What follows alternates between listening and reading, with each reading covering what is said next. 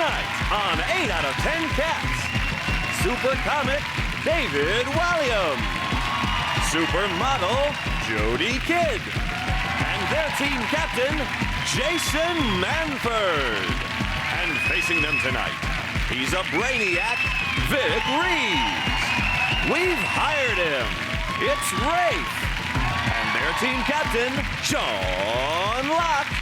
Now, welcome your host, Jimmy Carr.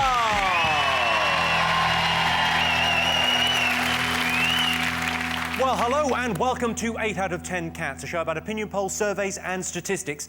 Did you know, for example, the minimum pay for a prisoner in a British jail is £4 per week? They say crime doesn't pay, but it does. £4 a week. The average German wakes up at 6:23 a.m. Well, it's difficult to sleep with all that on your conscience.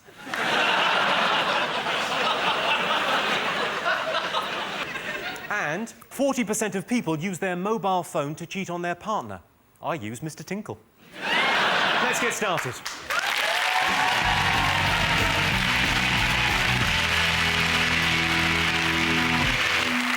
What are you talking about? That's the name of our first round. We've teamed up with a leading polling organisation and they've asked the British nation what stories they've been discussing this week. It's our panellists' job to guess the British public's top 5 most popular talking points. Jason's team to go first. What stories have people been discussing this week? There's a new show called Big Brother. Yeah, it's really cutting edge. It's about people sharing a house together and then afterwards their lives are ruined. I like Mikey, the blind one. Only thing is, he dresses up as a woman to be funny, and I think that's a bit desperate.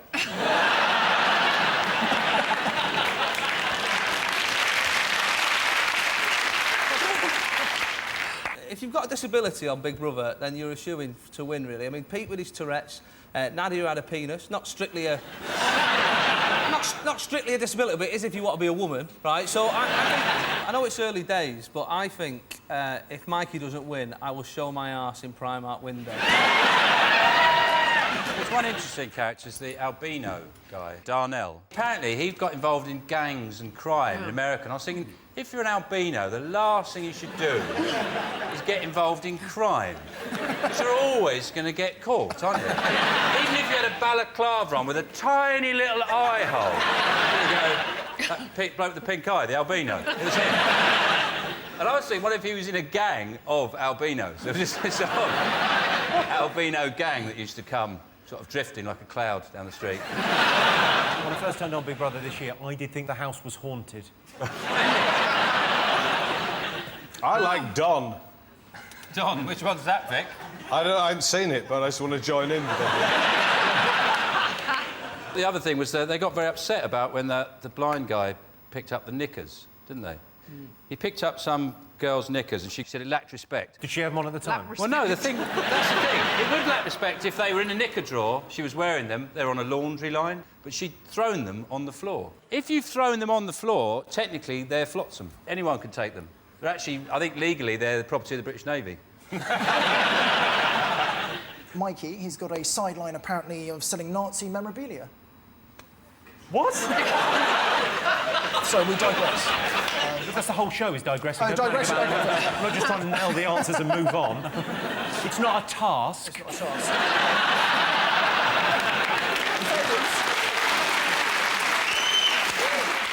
Right, well, let's have a look and see whether Big Brother is one of the most talked about things of the week.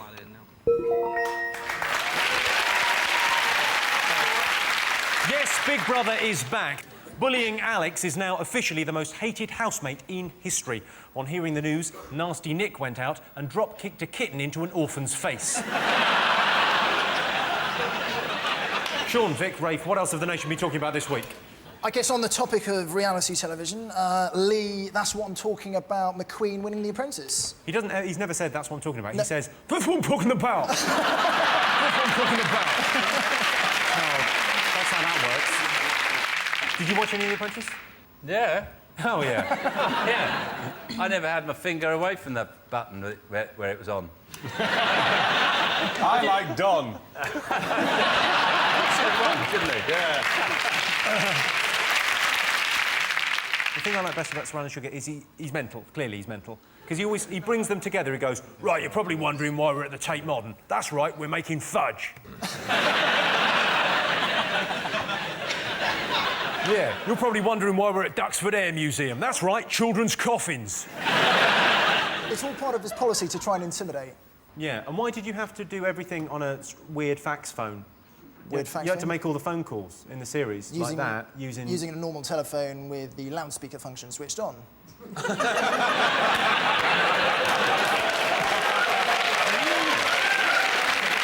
terrible. It's terrible when twins fall out. Ray,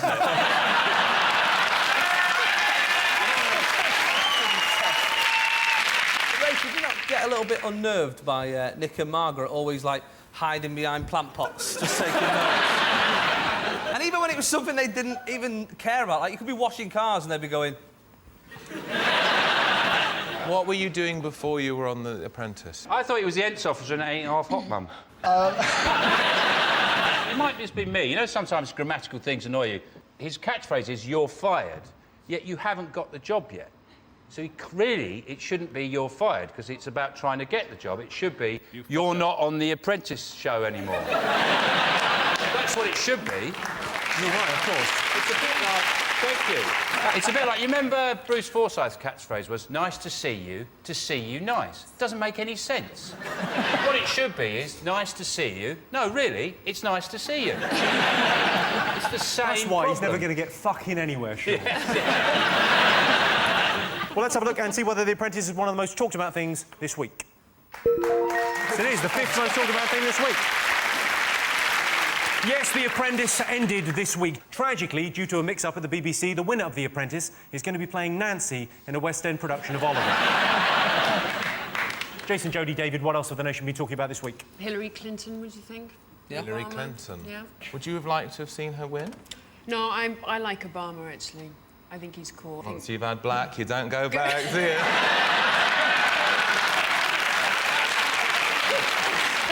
I shouldn't have I think it should be his new... I think it should be his new slogan. No, that'd be the second term. The second term. His slogan at the moment is, yes, we can, which, if I recall, is also Bob the Builder's. There was something bizarre which made me laugh. In the Washington Post, it said something along the lines of Hillary Clinton gives Obama... In the Washington Post? Maybe you could spend a bit less time.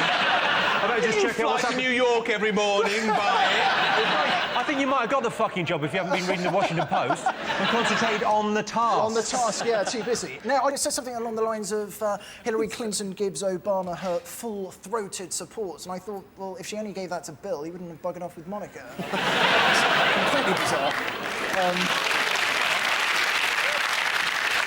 Let's see how many people were talking about the US presidential election this week. Oh, quite a lot. Yeah, 3rd most talked about thing. Yes, this is the story that Barack Obama has defeated Hillary Clinton and won the Democratic presidential nomination. Hillary has been an inspiration. She's shown women around the world that there are limits.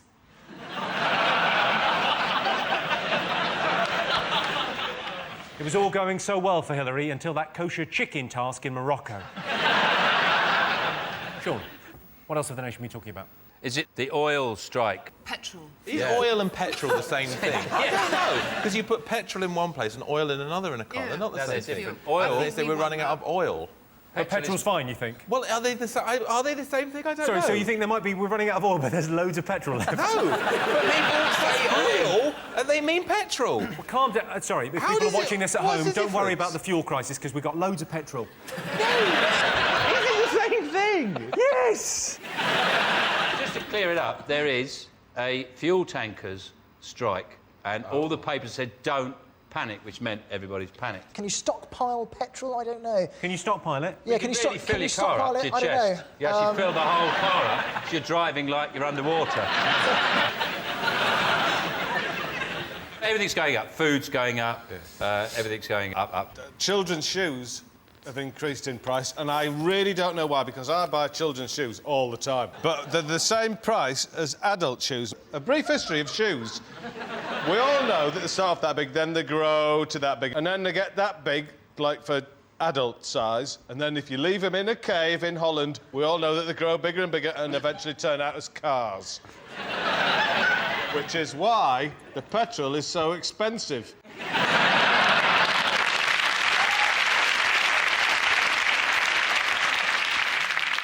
Just to point out, Vic's recently had the bends. In a diving accident. Let's have a look and see if petrol is one of the most talked about things of the week.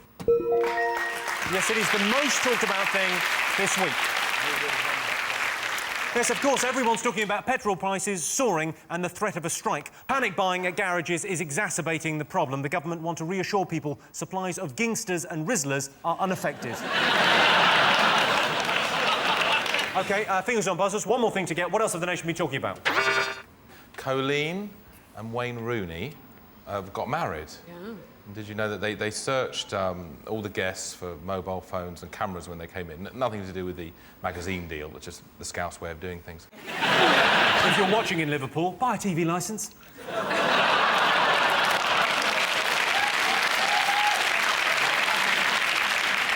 I was there last weekend. I'm not back for another year. Fuck yes. European City of Culture. I came back, the car was up on books.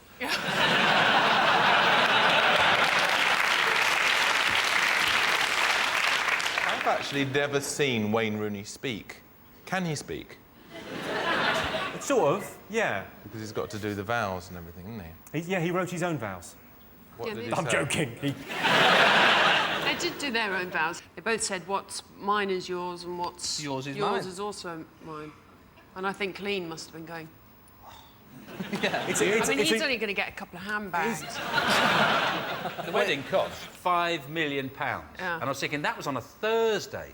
Imagine how much it would have cost on a Saturday. Saturday, it'd have been 10 at least. Every guest has a little box with a butterfly in it, and at a crucial moment, right, they have to open the box and a butterfly flies out. You see, what a great job for an Italian butterfly collector.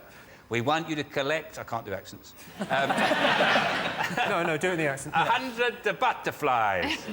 He goes, oh, I love a collect a butterfly. He goes, what's he for? It's a Wayne Rooney's wedding. You get 100 butterflies, you put them in a little teeny box.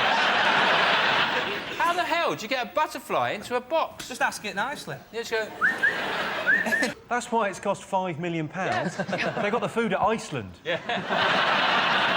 Well, let's have a look and see how many people were talking about Wayne and Colleen getting married. It's the wedding of the year. Yes, Colleen and Wayne have finally tied the knot. Colleen is the face of Asda. Wayne is the face of bags of spanners. On the night of the wedding, there was a £50,000 firework display. Unfortunately, Wayne missed it, as he had to be kept indoors. So at the end of that round, I can tell you it's 2 points for Sean's team and 3 points for Jason's team. Our next round is called Pick of the Polls. Our teams take it in turns to choose a picture from the board and then have to answer a related question. Sean, Vic and Rafe, your turn first. What do you fancy going for? The naked couple emerging happily from the tent. This is a word association question. I'm looking for the top word or phrase the public said when we said camping. David Williams. The you. Are you, Cam? No.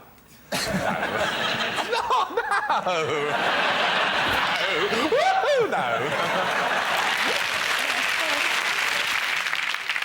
Rain. Rain. Right, I'm going to give you that because it's the word most associated with camping is wet. Pretty much it.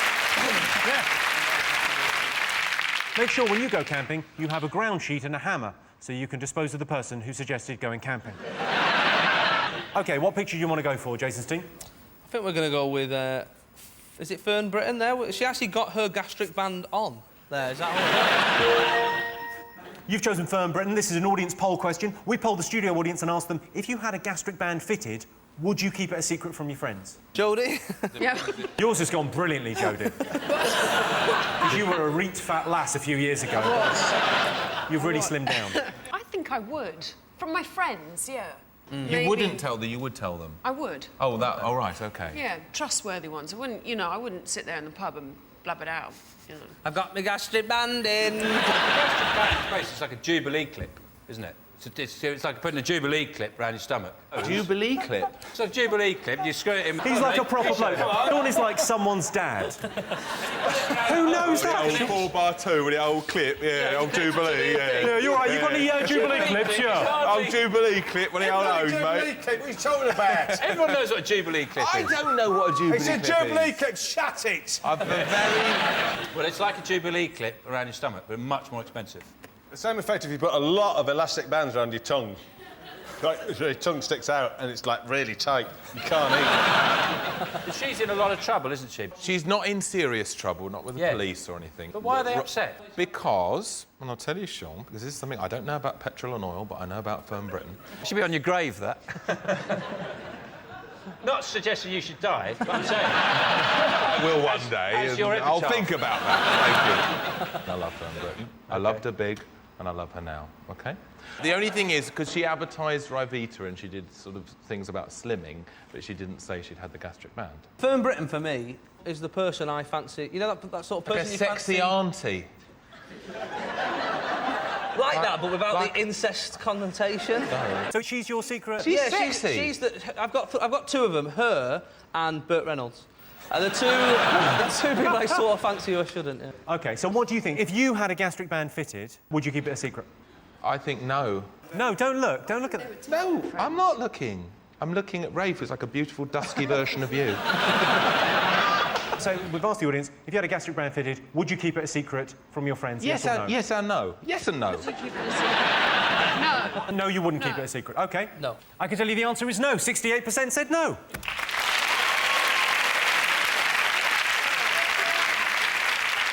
Fern Britton recently had a gastric band fitted to one of her stomachs. I say gastric band, it was actually the fan belt from a Boeing 747. At the end of that round, I can tell you that Sean, Vic and Rafe have 3 points. Jason, David and Jodie have 4 points. The next round is Believe It or Not. In this round, I give the panellists a simple statement. All they've got to do is tell me whether they think it's true or false. Let's first have a little look at a clip to illustrate this statistic.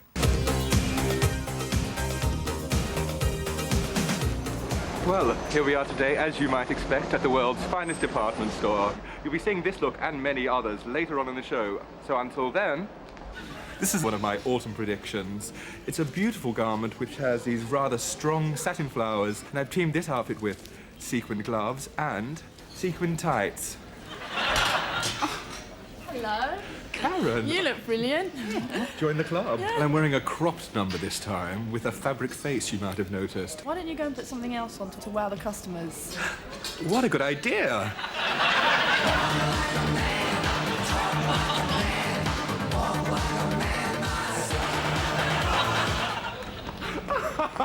What a gorgeously satisfying day this has been, and so many bargains. That was David Walliams. No. That was, in fact, performance artist Lee Bowery on The Clothes Show in 1988. Fashion hasn't caught up with Lee Bowery, but when it does, it's going to kick the shit out of him. Here's your related statistic. 62% of men would rather go shopping than play sport. True or false? We've been shopping together, haven't we? We love We've shopping. also wrestled together. So we like to I wasn't combine really the clear two. what the rules were there, because it ended wrestling. really abruptly, and then you never called me. Is trouser theft considered a sport? No. Well, count me in just for 100% shopping. I don't mind food shopping. Big fan of that. Big Well, we fan can of... see, yes. Exactly, you know, I'm a big fan of that. David! What? You be mean. I say something to you, is that you do have a stray nostril hair. Yeah. On this side. Do you want me to get it for I you? haven't Get it, even get it. noticed that. Did you get a little bogey with it? There, you see that? That's a bad boy, that's No, because you don't want to be...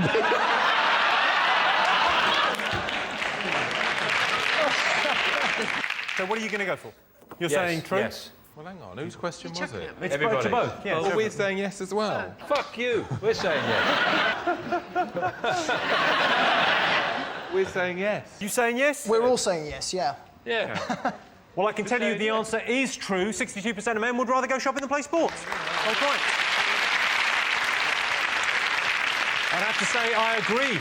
If you ever hear me saying City's playing, I mean Sex and the City's on at the Filmhouse. We're meeting at 12 for cocktails. Be there or be square. It's going to be fabulous. So at the end of that round, I can tell you it's 4 points to Sean's team and 5 points for Jason's team. And the winner is the name of our final round. Here's your first one. Top reason Brits are teased at work. Is it because they say, I can work with Prince or Pauper on TV? That must be right up there, because that would be pretty annoying. What do you mean by that? It was basically a dickish way of saying I get on with chalk and cheese. If you're going with chalk and cheese, it's a dickish way of saying you get on with Prince and Pauper. Is it because they're still quite new, northern, and might have put on a little bit of weight since the last series? You're lovely. Thank you. Where does teasing stop and bullying take over? When you use a blade. If someone had a big nose and you called them Concord, that would be teasing. But if you used it to open a yoghurt pot like that, that would be bullying, wouldn't it? Top reason Brits are teased at work. Is it because when you weren't looking, the salesman had dipped his cock in your tea? I'll give you a clue. It's something that the winner of The Apprentice suffers from. Not being able to pronounce words? Yeah, that's exactly right. Speech impediment. Yeah, that'll do. Good work. Yes, the top 5 reasons for being bullied at work are speech impediment, accent, dress sense, baldness and ginger hair. If you're watching this, Anthony Worrell Thompson, unlucky. Least desirable car passenger. Is it the Pope? Because whatever the weather, you've got to keep the sunroof open because of his hat. And he's in like a perspex box as well, so you can't... Did you watch Connie last night? Oh, forget it. Right, who would you hate to be stuck in a car with? A rapist. I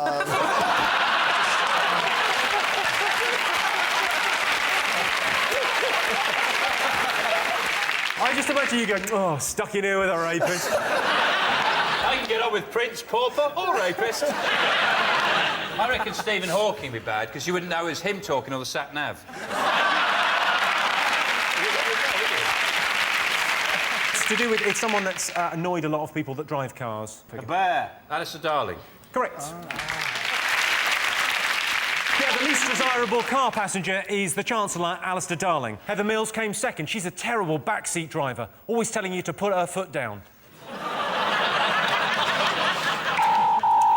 That sound tells me it's the end of the round and the end of the show, which means the final scores are Sean, Vic and Rafe have 5 points. Jason, David and Jodie are the winners. They've got 7 points. Thanks to all our panellists, our wonderful studio audience, and to all of you for watching at home. That's it from us. Good night. See you next week.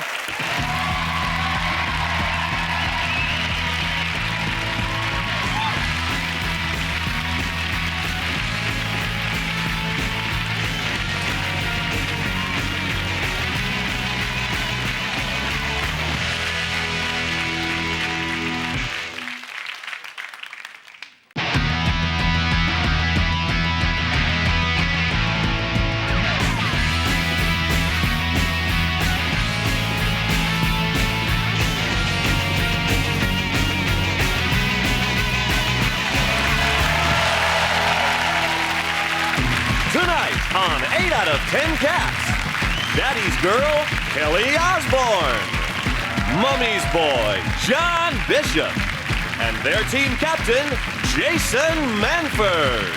And facing them tonight, from Dragon's Den, Theo Pafitas. From across the pond, Mike Wilmot. And their team captain, Sean Locke. Now, welcome your host, Jimmy Carr! Hello and welcome to 8 out of 10 Cats, a show about opinion polls, surveys and statistics. Did you know, for example, 44% of Brits keep their socks on during sex? Fair enough. Why would you take your socks off in a car park? The average person will spend 2 weeks of their life waiting for the traffic lights to change. I think they might be broken. And 20% of adults in Britain don't know how to use email, and they work on the help desk at PC World. Right, let's get on with the show.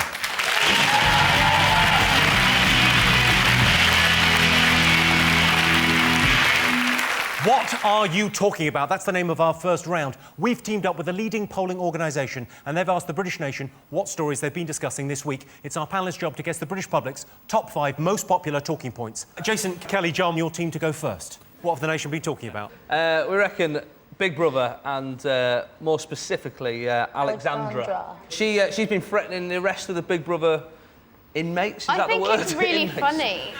Can we just clarify things? Because Alex might be watching this. She's out of the house now. I don't respect you.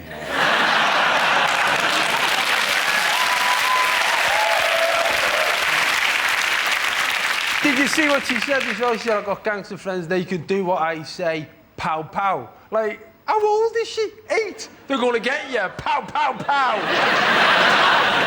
That's the problem with girls, is at school they never learn a good gun noise, you see. But, like, if that had been a bloke, he'd give it the old... You know what I mean? I believe the phrase is blap, blap, blap. Yeah. Just saying, no one fuck with me, right? Yeah? You'll never be ready. Remember I told you. What's that? That's how I roll, motherfucker. It's not how I roll like that. With the bitches in the back. Yeah.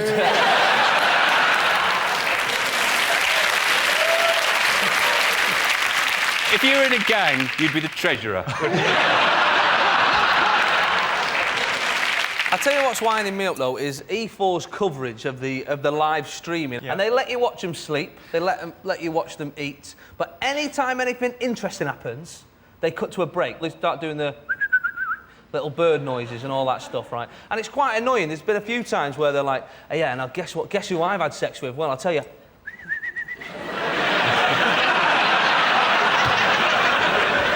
On a Tuesday.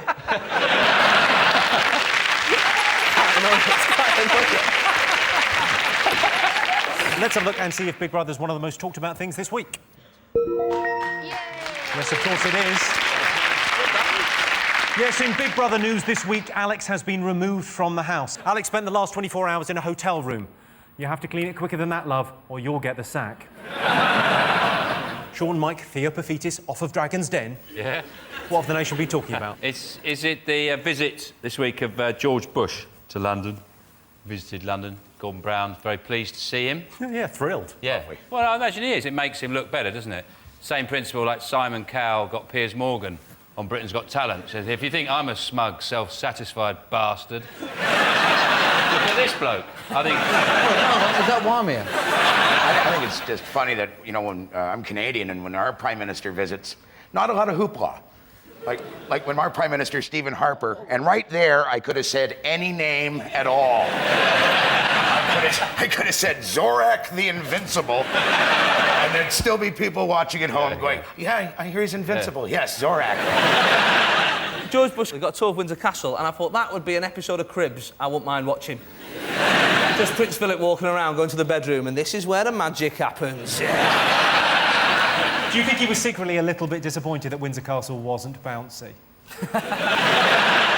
You saying he's stupid? That's what I was saying. That's one of his greatest skills, isn't it? It's this idea that he's convinced everyone he's stupid, and he's not stupid. He's just really anti-clever, isn't he? So he doesn't like clever things. Like reading books the right way up. I'm going to go through a couple of things he has said over the years. Yeah. When asked to describe the White House, he said, it is white. Technically correct. That's not wrong. OK. He said, more and more of our imports come from abroad. Correct. Again. OK. I think we can agree the past is over. That is fact after fact. Here we go. He's a fact machine. Last one. When asked by a reporter why Osama bin Laden had not been caught, he said, he's hiding. Yeah.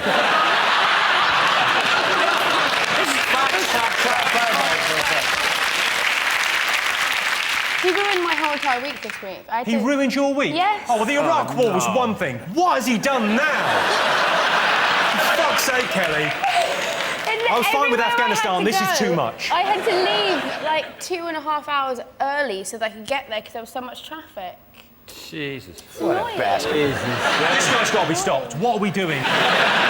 Right, let's see if President Bush is one of the most talked about things this week. Yes, indeed he is. Yes, this week, President Bush made his last official visit to Britain. After leaving office, Bush intends to devote a couple of years to finishing his book. He can't believe that caterpillar is still hungry.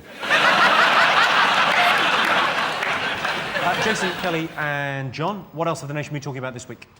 We reckon Paul Burrell has been in the paper quite a lot. Someone said that he shagged Princess Diana, and I can't believe a beautiful princess who was married to the future King of England. She had affairs with a major in the army. She had an affair with the captain of the England rugby team. And she's thinking, yeah, I know what I'll do. I'll shag my fat gay butler. That's what... I suppose who said that he saw the Queen naked in her bedroom. Oh. How did he manage that? He was chasing a corgi that ran into the Queen's bedroom. Apparently the Queen was stood there naked. It's sort of freaky. Imagine busting in and seeing like 4 corgis and a naked queen. That sounds like the best hand you can have in a poker game. 4 corgis and a naked queen. What's the etiquette for seeing the Queen naked? What do you do? Do you bow? Do you salute? I've seen her naked. Yeah? On Photoshop. Amazing she looks. She's got an amazing tattoo. It's a full fox hunt coming over her shoulders. Load of dogs across her tummy and a little fox nipping in for cover.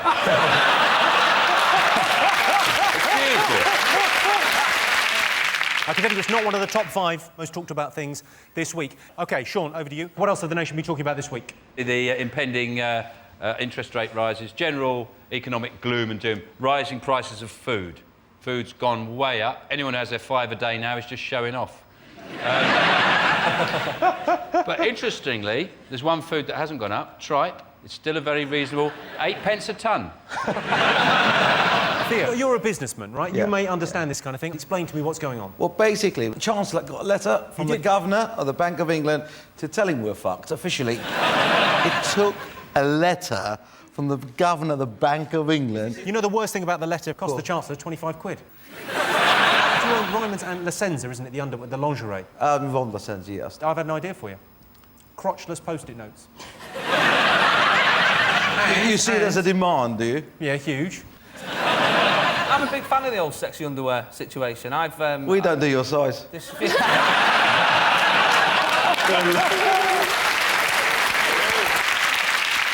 There's loads of money-saving tips people are putting out that, there's loads of different ways you can save money, and I was thinking of cut one like breakfast. I know it's wrong, but steal birds' eggs for your breakfast. They're littler, but they're actually quite tasty. And I've started taking hormones, and in a few months I'll be lactating, so that's milk in the morning. Just little saving. And what I do is make a great big pot of stew, really big pot of stew. Pigeons. Yeah. But have you... Pigeons? What? What would you say pigeons? You can't just say pigeons. You've got to have something before it and after it, Theo. You can't just go, pigeons. Is that a good idea? Trafalgar Square. Trafalgar Square, yeah. Get the pigeons. Get the pigeon. Eat the pigeons. They've all gone. Who got rid of the pigeons? Have literally gone mental? This is serious. I know you've got money. Have you been drinking all day? I run a lingerie shop. Pigeons! Right, let's see whether the state of the economy is one of the top 5 most talked about things. I have a feeling it will be. Yes, it is. The most talked about thing this week. Yes, this is the continuing story of economic crisis. The credit crunch is causing pensioners to be hit hardest. Well, let go of the handbag then, Nana. If you're watching, don't have nightmares. Snatch a bag. Sorry.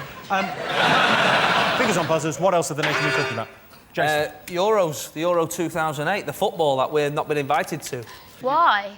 Well, because we were rubbish. Steve McLaren fucked it up. But we... Well, half the team couldn't have gone because of Wayne Rooney's wedding. It's hard not being there because you've had to find, like, another team to support with, like, a weird angle, like, oh, I drive a Fiat, so I support Italy, or I've got a necklace out of onions, so I support France. So mine's been, I quite like Nando's, so I'll support Portugal. Right. Quite like. Yeah, quite like it. But then the problem is, they've got Ronaldo, who I hate, and I've had to come to a conclusion. Do I like peri-peri chicken more than I hate Cristiano Ronaldo? It's a tough question. Try and ask it yourself. Bit as well, like they're trying to get an atmosphere. At what point does a grown adult want a flag painted on the face? When did that start happening? I remember in the World Cup, there was a woman working in Tesco, and they'd obviously let them wear the England shirts, and she was not just in an England shirt, she had shorts on, socks, and shin pads, right? She was stacking shelves, right? And then... so I slide tackled her, right? Shocked. She was shocked. Let's see if Euro 2008 is up there. Number 2, yeah. Yes, indeed. OK, there's one more thing to get. Fingers on buzzers. What else have the nation been talking about this week? The release of Bin Laden's number 2 in Europe, his right-hand man, apparently. The way I remember his name is Abu Qatada. which is terrible, because it makes me say his name in a very jolly way. Yeah. He's been released, much to the annoyance of the government and various tabloids. Got very stringent restrictions on his movement. He's only allowed out for an hour in the morning and an hour in the afternoon. He'd have to watch a film in, like, 3 visits. If he wants to go and see Sex in the City, which I imagine he can't wait to see, he's out of prison, he'd have to go in, watch 45 minutes, go back home. Ooh, I wonder what's going to happen next. Did you see Wait till 2 o'clock. Don't tell me the story to everybody. Did you see that restriction? One of the great restrictions he's got is he can't have Bin Laden to visit him. To be fair, he is a bad influence on him. So, you know... You're right, yeah. We don't know if he's actually made it home because he's being delivered from prison by MI5 agents. There's a very good chance they'll leave him on the train, isn't there? He won't make it. They'll just forget about him. Let's see if Abu Qatada is up there.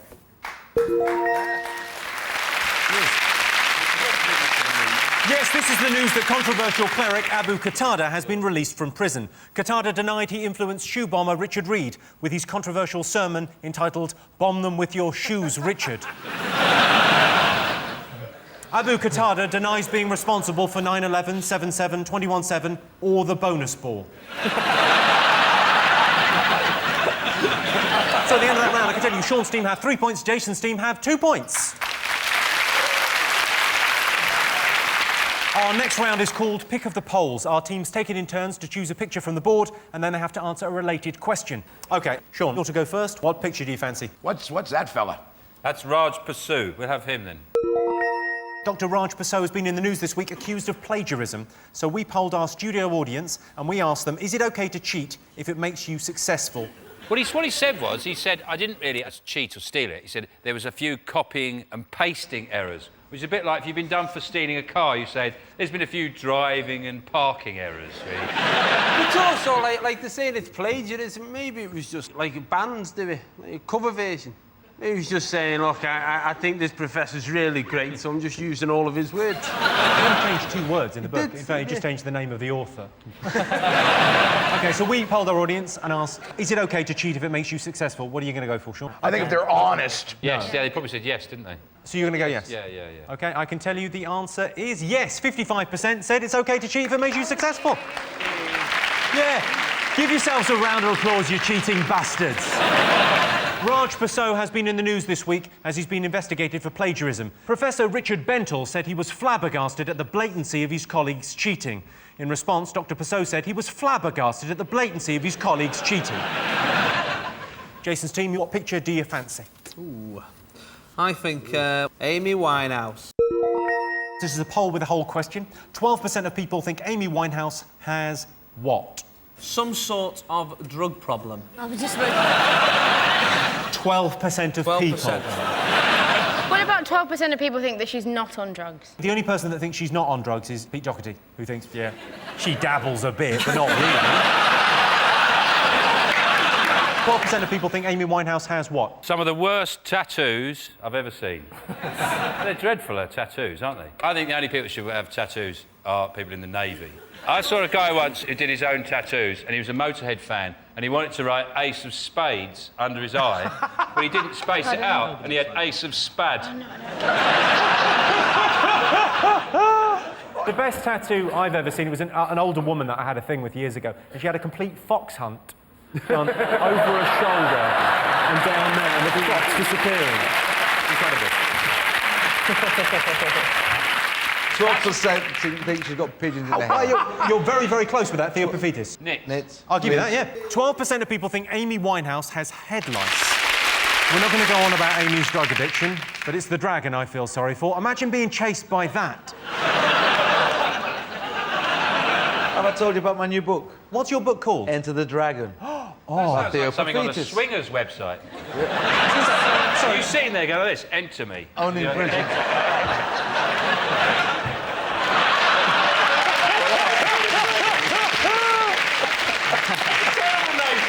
It's a good thing Deborah Meaden didn't get there first. Count your blessings. You're selling paper clips.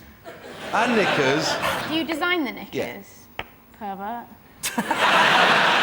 I don't understand why no one's ever done an all-in-one for men. You know, like women have that thing, and it's just to have some poppers there. They're the most uncomfortable thing in the whole entire world, and one of the most embarrassing things that's ever happened to me in my life was that my stylist made me wear one. I put it on, and then I was like, Dad, look at this. This is the most stupid thing ever, not realising that it has a gusset hole. You showed your dad your la-la. That is an embarrassing thing. It could have been worse. It could have been Jack wearing it with his bollocks hanging out, just like... Are you sure it wasn't just second-hand? Or maybe it was a shithole and you had it on backwards. Mike Wilmot there, adding a touch of class to proceedings. So at the end of that round, I can tell you it's 5 points for Sean's team and 2 points for Jason's team. The next round is Believe It or Not. In this round, I'll give the panellists a simple statement. All they have to do is decide whether they think it's true or false. Let's have a look at a clip from Tomorrow's World to illustrate your statistic. Good King Wenceslas last looked out. For goodness sake, please be quiet. Go away. We're trying to get some sleep round here. Well, you can't win them all. I don't know what happened to his Christmas spirit and good cheer, but maybe I need someone to help me singing.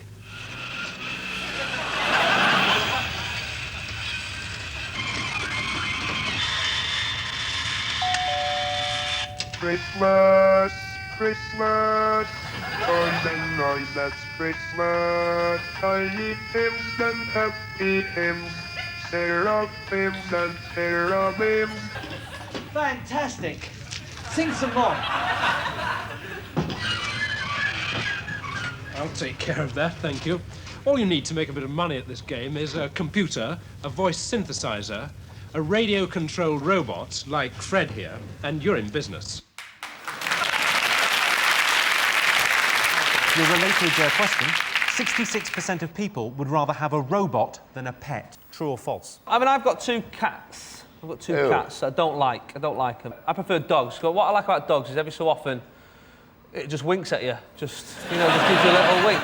That's because they're content with life. It's sort of, they wink at you to go, it's all right, innit, life? And cats occasionally wink at you as well. They sort of go, if you don't give me food, I will chew your face off. So that's... Your mum's got loads of dogs, hasn't she? Yeah, she does. She's got about 20. And my dad, she had this room built. It just has a chair, a TV that's on the Animal Channel, then chairs for my dad to go in there and hang out with the dogs. Literally, you've got a doghouse for your dad. He says dogs don't talk back. I have daughters, I can understand that completely. I sit on the shitter for days. The downside of having a robot is, of course, you're always dissatisfied with it because you always know there's a slightly improved model out there with a better voice. So that's always going to make it... Because we're constantly going, oh, I want the one that doesn't go, yes, now I love you. That sounds like me. Come here, honey, give me a kiss. 66% of people would rather have a robot than a pet, so you're saying true or false? We're saying false. You're saying false? Yeah. You're saying... True. True. OK, I can tell you the answer is false. Well done, you get that. Only 26% of people would rather have a robot than a pet. Just like robots, pets have got an off switch, but you can only find it with the edge of a spade. So at the end of that round, I can tell you it's 5 points for Sean's team and 3 points to Jason's team. It's all to play for as we go into the final round, which is And the Winner Is. The most common lie told in the workplace. Oh, brilliant. I'm really glad you brought your baby in.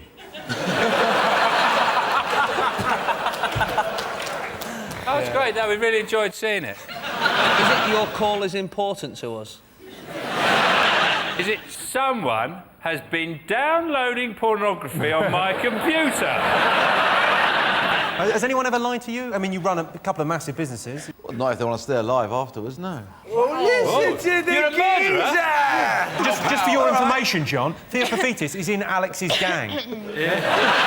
Pow, pow, pow. Blah, blah, blah. It's not my fault. It's dangerous, so dangerously close, I think I will give you that. Really? The most common lie in the workplace is, I don't know what happened. Top thing to rescue if your house is on fire. My mum always had this fear that our house was going to burn down. It's because you got Ozzy Osbourne wandering around it. So I still have this ladder, so if there was ever a fire, I could jump out my window and climb down. You would think that with the money your parents have got, they'd put slides instead of ladders. That'd be a lot more fun, wouldn't it, for kids? Woo! There's a fire again! Fire, brilliant! First thing I'd save, the recycling. Because I spent so long sorting out bottles, I'm not going to waste that 2 hours. I'm not going to waste that. That's coming with me. You haven't got that long. I know. All right, there's no need to shout, Theo. There's a fire. Don't worry. Kelly, what would you rescue? Probably my pictures. I'd rescue my photographs, because if the police ever get hold of them, I'm going to jail. It's quite a practical thing. Oh, spatula. Keys. Keys is exactly right. Keys, yes, Kelly. I'll give you that, but it is in fact car keys. I'll take that. Got the car keys, love? Love? Well, that sound tells me it's the end of the round and the end of the show, which means the final scores are Sean, Theo and Mike have 5 points, Jason, Kelly and John have 5 points. Everyone's a winner on 8 out of 10 Cats. Thanks to all our panellists, our wonderful studio audience, and to all of you for watching at home. That's it from us. Good night.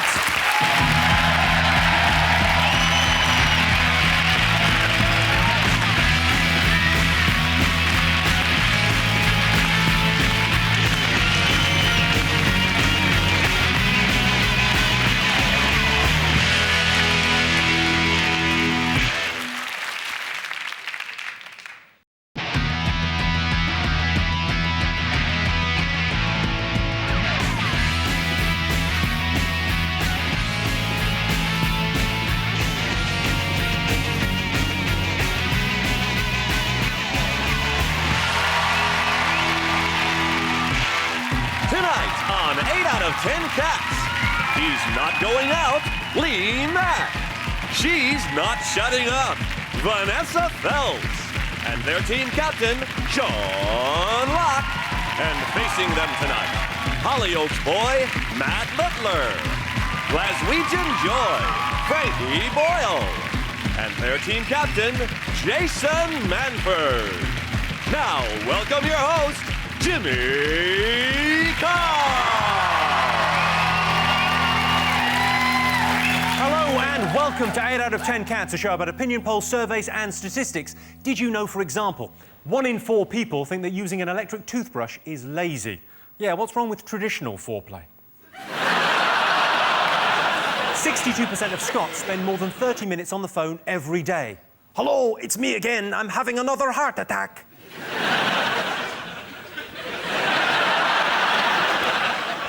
And a plastic bag in a landfill site takes 1,000 years to rot away. So, in a sense, it is a bag for life. Take that, M&S. Let's get started.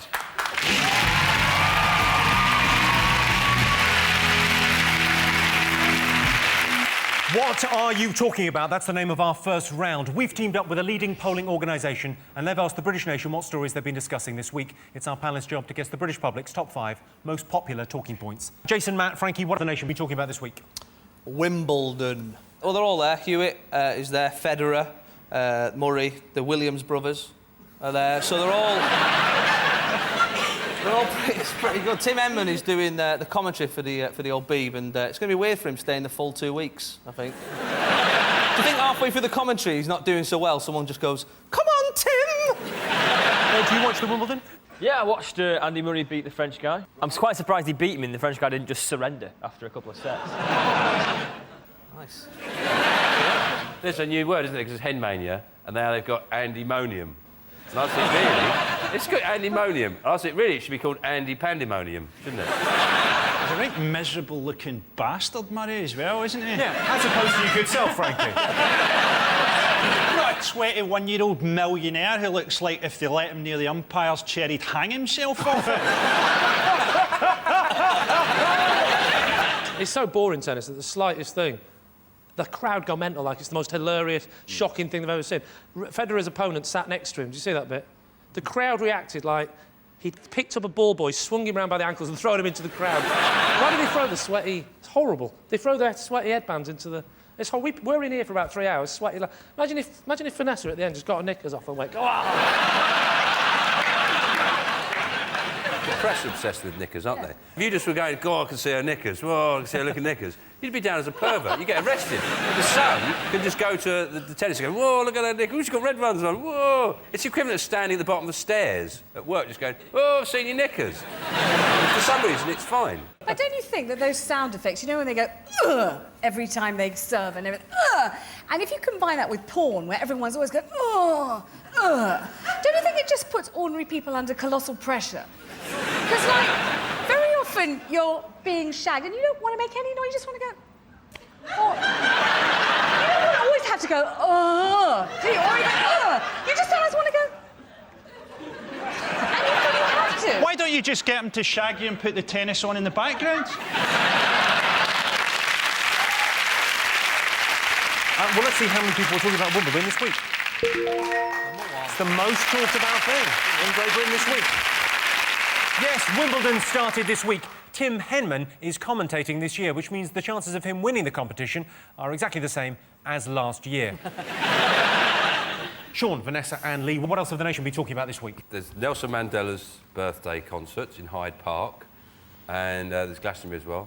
Then everyone's worried about Amy Winehouse. Oh, will she be well enough to make it? Her dad, Mitch, says she's got emphysema, which I think, at 24, that must be some kind of record.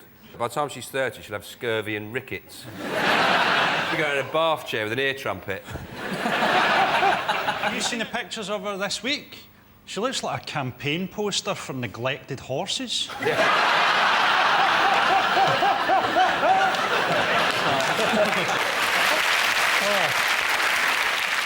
The thing they used to do at Glastonbury is they always had, they're a bit ironic, so they'd have someone like Tom Jones on or Shirley Bassey. But it's gone way too ironic this year. And this year they've got Will Young on, Neil Diamond and Shakin' Stevens. It's like a wedding disco. People say, oh, Shakin' Stevens will be brilliant. He won't. He'll be shit, because he's shit. Would you be tempted to go to Glastonbury? Yeah, I'm going on to Glastonbury. You get killed tonight, don't you? Yeah, 2 hours dead. Feel good. You should go to all the stone people at Glastonbury and... Make yourself white. Make yourself all white and then just unzip the tent like that and go... What, do you think Hollyoaks is on a big screen at Glastonbury? It's no more mental than putting Jay-Z on, is it? Jay-Z. Is it Jay-Z now? Yeah, he's in England. It's Oh, Jay-Z right. now. You're over here, you play by ours. It's Jay-Z.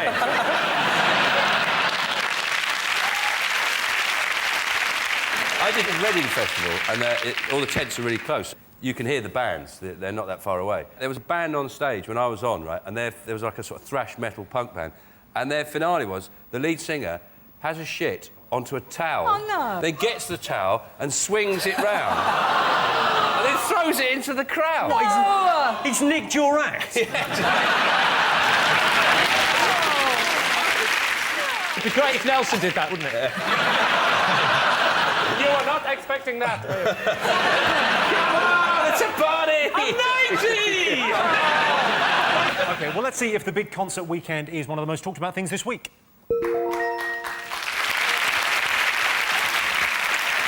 Yes, it's the Glastonbury weekend. Kelly Osbourne is going to be filming a video diary of the shenanigans backstage. I didn't even realise the shenanigans were playing. A concert to celebrate Nelson Mandela's 90th birthday is also happening.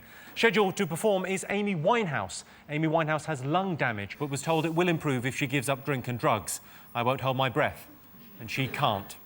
They originally thought Amy had TB, which she caught from the badger that lives in her head. Jason, Matt, Frankie, what else have the nation been talking about this week? Is it Big Brother? I thought the blind guy would have been more entertaining. I wanted to see him take a shit in the diary room and spend 2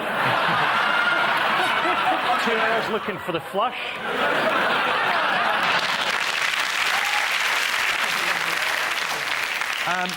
Well, I can tell you Big Brother is not one of the most talked about things this week, but it was the 4th week of Big Brother. Jennifer has warned Big Brother that she's anti-fox hunting and anti-abortion. Well, that's ruined that task. OK, Sean, what else has Britain been talking about this week? Valerie Singleton. Yes, Valerie Singleton was at pains to make it clear that anyone who said she'd ever had a lesbian affair was lying because she hadn't. This is a fairly dormant rumour which has now been raked up by Valerie Singleton, so now everyone's saying, is she a lesbian? Rumour. It's not a rumour, it's one of the cornerstones of all knowledge. Valerie Singleton, you go, she's a lesbian. It's a fact. You know, and her saying she's not a lesbian has kind of pretty much rocked my world. Vanessa, let me ask you, as a woman, it's not a terrible thing to be called a lesbian, is it? I mean, it's not, you know, defamation of character. It's not a terrible thing to be. it's not a terrible thing. And then no. Chovy But it being... depends how you do it. If you go, you're a lesbian. You go, you're a lesbian. You know, that's not nice, is it? It's the way you say it. Yeah. Lesbian! Hey. That's nice. Come in! Yeah. Lesbian! Another one. That's not very nice. In the story, it said that she had sex with Peter Purvis while they were... It's a great name, someone who's having sex. Purvis. She said that she got it on with Albert Finney. But she said that they never had sex. They, this is the quote, thrashed about a bit on the bed. What does that mean exactly? I'll show you. Come on. That was my penis screaming.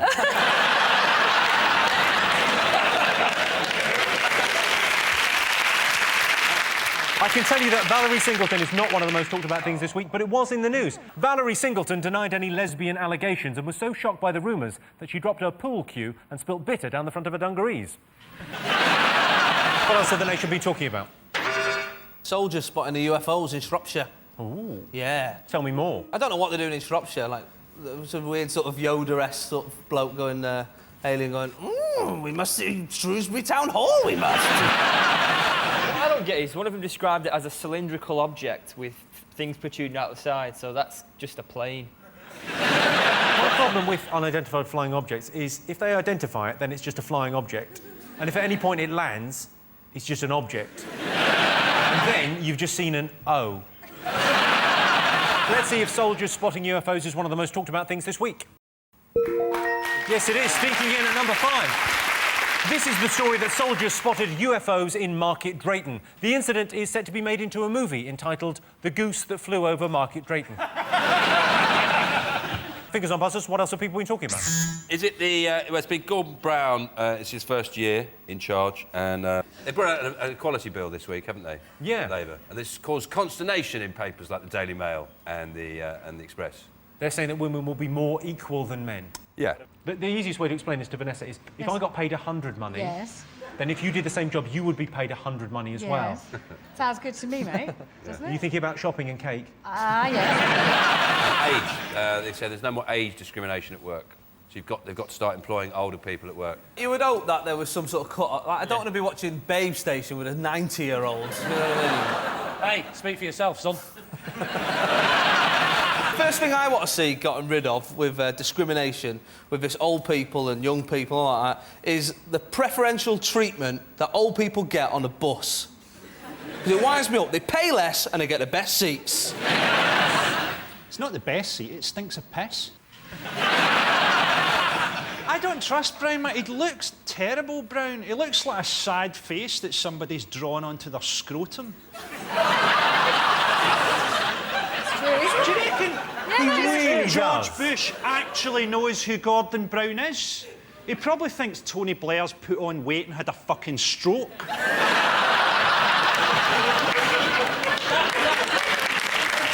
a bad man. Well, let's have a look and see if it's up there. Yes, this is the story of the new Equality Bill. It aims to improve the lives of ethnic minorities, women and the elderly. It's been codenamed Project Rusty Lee. Also this week, Gordon Brown has pledged to give the poorest families £200 to help them climb the social ladder. For some, £200 is the difference between living in poverty and living in poverty with a PlayStation.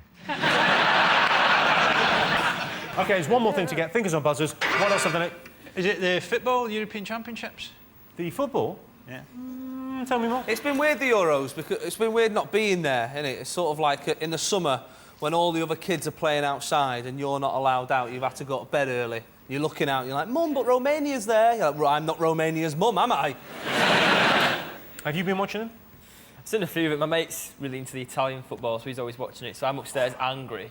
and I can just hear him downstairs cheering. Hooray! So, a bit annoying. I didn't even realise you were gay. Brilliant. Did you see the Germany-Turkey game? Yeah. TV just crashed for about 40 minutes. They just froze the screen and said, sorry, no pictures. There's a thunderstorm in Austria. So we had to listen to the radio commentary through the telly. Well worth the £2 for that iDef telly. So this morning I thought I'll watch it again. So it's on iPlayer. And the BBC have kept the 40 minutes or whatever you can't see on iPlayer. So basically what they're saying is if you missed it the first time, you can miss it again on iPlayer. Making the unmissable missable. Should we have a look and see if the football's one of the most talked about things this week? Yes, it is.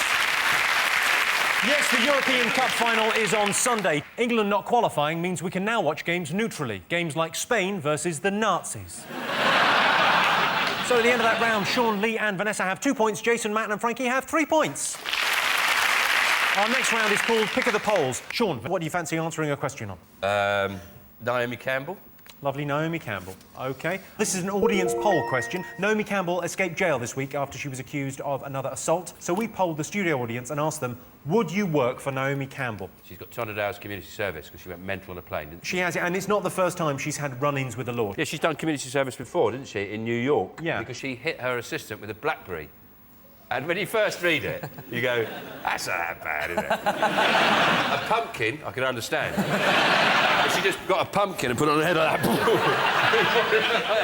Look a bit like you, actually, wouldn't it?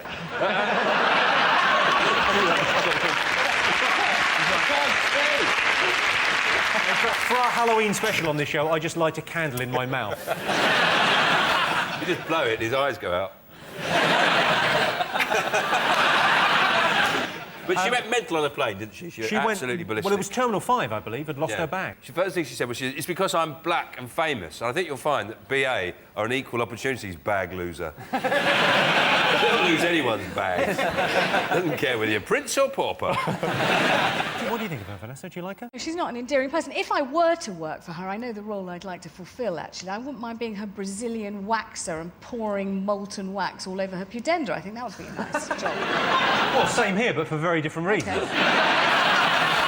Lee, have you ever had a hissy fit? Like a proper showbiz hissy fit? No, I'm a very calm and relaxed person, Jimmy. You know that. I take everything in my stride. Yeah. Don't fucking interrupt. Kate Moss, she never does anything like this. You see a picture of her pretty much every day, but you never hear her voice, do you? The reason Kate Moss doesn't speak is she's very beautiful, but actually she talks like this. Hello, I'm Kate Moss. I'm very excited about my new Chop Chop range. I designed all the clothes myself. You have never been so sexy? Yes. OK, so what are you saying, Sean? Would our studio audience want to work for Naomi Campbell or not? No, absolutely Definitely not. OK, I can tell you, you are right. Yes, 75% of our studio audience said they would not work for Naomi Campbell. Naomi remains an important role model for every young, aspiring, total fucking bitch. Jason, what do you fancy answering a question on? What do you reckon? We'll go speed cameras, I think. According to statistics, what's the worst invention? Speed cameras or religion? I think it's got to be speed cameras. It's worse, isn't it? Because speed cameras have made people fly planes into large buildings. That's never happened with religion, has it? Oh, no, it's the other way round. Religion's the worst. Near me, there's a school. You can only go 20 mile an hour all the time. Where I think what they should do is say it's 20 mile an hour between 8 o'clock and 9:30, and then between 3 o'clock and about 5 o'clock. And that way, that will stop kids wagging school. You know, if for the rest of the time you're allowed to do 100, right? Get in school, you little shit, right? You know, I think that will... The 20 mile an hour speed limit around a school encourages lecturing, doesn't it? Nice and slow. If you hit me at 30, there's an 80% chance I'll live, and if you drive past me at 20, there's an 80% chance you'll go to prison.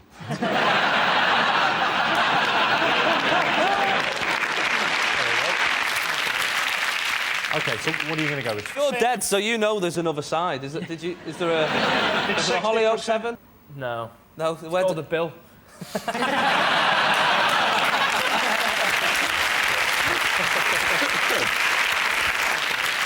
OK, so what are you going to go with?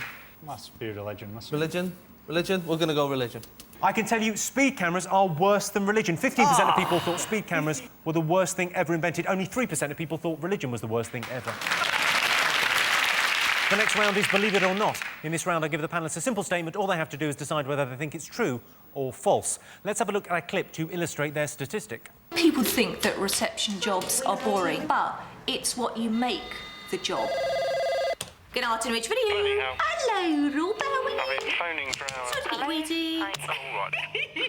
The way I get rid of pent-up pressure is by laughing. And joking with people, because you certainly don't want to cry. Give the car park, please. No. You want to look professional on reception. I used to do a chicken over the tannoy. But I was banned from doing it. Everyone thinks I'm mad here anyway. Charlotte, please. Oh, you want to speak to Charlotte? Well, I don't know whether I want to put you through. Oh, I'm being nasty. I'll be through. Okay. Would the owner of the Blue Escort the worst job? Oh, well, I tell you what, I wouldn't like to be the Prime Minister.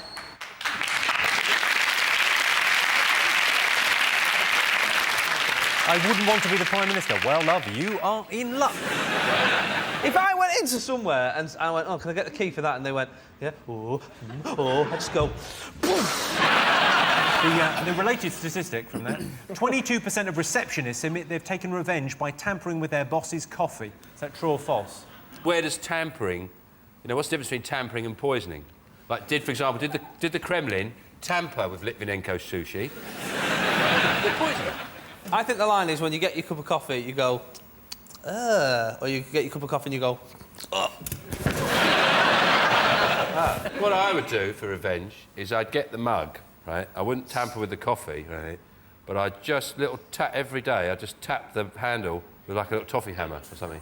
And over the course of a couple of years, it would loosen, and one day they'd pick it up, and then I'd go, yes. OK, true or false? I think it's false. I think it's less than that. You think? I think it's true, I would. OK, we'll go with true. I reckon, True. False. We think it's false. You're overruling. OK, you're going false. I can tell you the answer is false. Yeah. Yes, only 5% of receptionists have taken revenge by tampering with their boss's coffee. They say revenge is best served cold and revenge is sweet. So really what they're saying is revenge is ice cream. So at the end of that round, it's 4 points for Sean's team and 4 points for Jason's team. And the winner is the name of our final round. Here's your first one.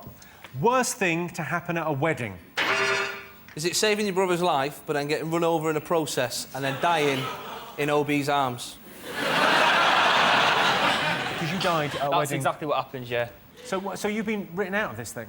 Is that what's happened? What do they say? Oh, they're keeping him in after he's died, Jimmy. he's playing a coffee table for the next 6 years. I am going back, though. I'm going back to direct it. Did they direct Hollyoaks? Yeah. Really? I thought it was just done with CCTV cameras. What would make you cry at a wedding? Is it when the first song they play is I Still Haven't Found What I'm Looking For? I reckon if the bride gets taken off by an eagle, and then the church is getting smaller and smaller, and then,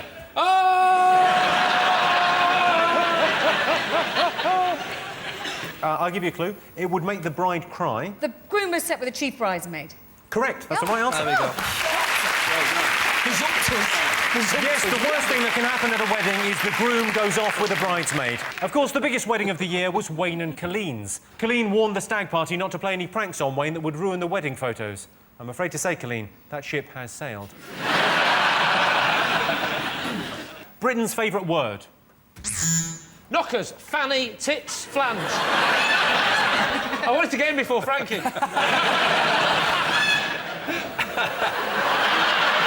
So it's our favourite receptionist from earlier's back. I think it's gusset. It's saucy, but it's not revolting. Is this what you put in the phone cards? Saucy but not revolting, Yeah, gusset. Gusset. It's derived from the Latin. bollocks. That's Latin, isn't it? Bollocks. Is it? No, old Latin, yeah. Old Latin, yeah, from the East End of Lat. It describes a stupid or foolish person. Knobhead. Begins with an N. Nincompoop. Right answer.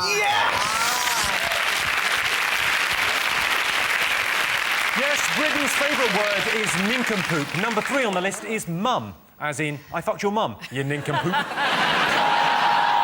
Well, that sound tells me it's the end of the round and the end of the show, which means the final scores are Sean, Lee and Vanessa have 5 points, Jason, Frankie and Matt have 5 points. It's a dead heat. Everyone's a winner.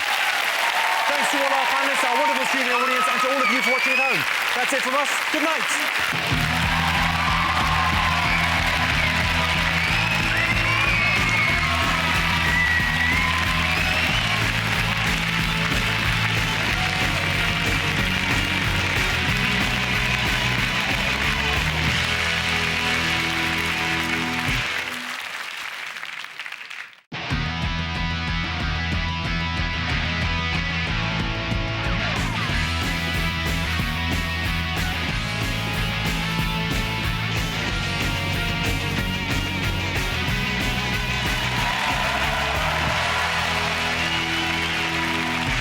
Tonight on 8 out of 10 Cats, Pride of Essex, Bill Jupiters, TV gem, Claudia Winkleman, and their team captain, John Locke.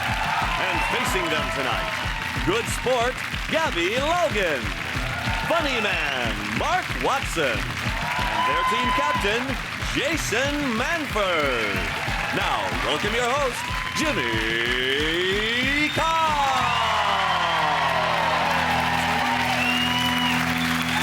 And welcome to 8 out of 10 Cats, a show about opinion polls, surveys and statistics. Did you know, for example, 3% of people have answered their mobile phone while making love? Sorry, can't talk now, just going into a tunnel. 50% of the British population are dieting at any one time. Sadly, not lunchtime.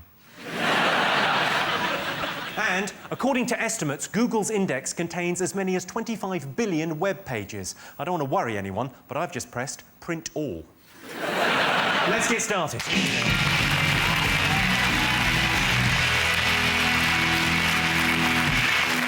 What are you talking about? That's the name of our first round. We've teamed up with a leading polling organisation and they've asked the British nation what stories they've been discussing this week. It's our panellists' job to guess the British public's top 5 most popular talking points. Sean, Claudia, Phil, what have the nation been talking about this week? Wimbledon. Everyone's been talking about Wimbledon. They all got excited about that little boy Murray. He was doing well. Big whooping, Murray Mound, kissing himself, Popeye, and then not. Are you just doing word association, aren't you? I found Andy Murray slightly irritating. You found him irritating? The whole kissing of the muscles and all of that. His actual aim, I read this, it's quite funny, he said he credits his newfound health to his diet. He said, and in one lunch sitting, he had 42 pieces of sushi, but he's hoping to get to 60 pieces of sushi. That's what he wants. And I just got this idea of, you know those machines that fire tennis balls at you? Yeah. He just gets one of those and fills it with sushi and just stands there going... There was actually 6 complaints into the BBC because Nadal kept scratching his arse during the...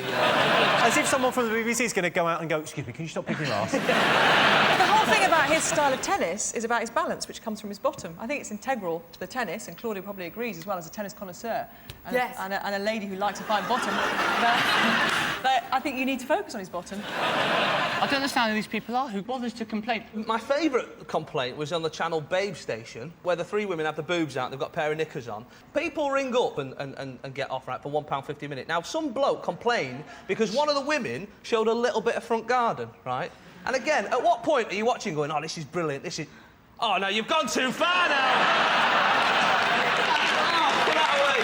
Don't look, son, don't look. Do you know what me and Gabby did recently? Hello. Me and Gabby did an evening with Sven-Goran Eriksson. What do you mean, an evening? For charity. And you did like a Q&A thing, didn't you? Did you not get paid? Oh, Jason, you're so new to this. Let's have a look and see if Wimbledon's one of the most talked about things this week. Yes, it is. The most talked about thing is Wimbledon. Andy Murray could have beaten Nadal. All he needed was a slightly different strategy and a magic racket strung with dreams. The crowd at Wimbledon got right behind Andy Murray as they queued at the exit. Jason, Gabby, Mark, what else have the nation been talking about this week? Well, I think it's got to be the royals. They're on their arse, aren't they? They've got no money. Apparently, they're so strapped for cash that they were thinking about setting up a premium rate phone line. What was that? What are you wearing? A tiara? Who's that getting off? Have you got my sceptre in your hand? Yeah, it was a bit weird. Because you'd have to ring it, wouldn't you? You'd have to ring it. Just dial 1 for 1. Dial 2 for a racist rant from one's husband. For Prince Harry, press a hash key. You know what I mean? It's all right, isn't it? Yeah. It does seem extraordinary, but they are saying they're strapped for cash. They don't have any money. Well, can't they do a sponsored run or something? I think they should do a calendar. The Queen should do a calendar, and over this nipple she has a sceptre, and that nipple a corgi's nose. That'd be nice, wouldn't it? But it's ironic, because you've got Charles trying to save the planet, obviously. Yeah. And he's filling his car up with wine. Wine and cheese, yeah. Of course you are, Charles. Yeah. Of course you are. Filling his car up with cheese. The bloke has finally gone mental.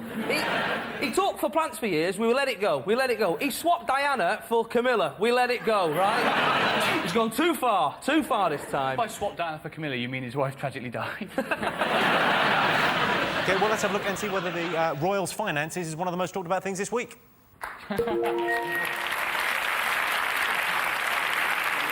Yes, this is the story that the royals are apparently strapped for cash. In other royal news, the naval ship carrying Prince William has seized £40 million worth of cocaine. So, 200 sailors and £40 million worth of cocaine. It's either the biggest drug bust in naval history or Elton John has fallen off the wagon. In other news, Amy Winehouse has joined the Navy.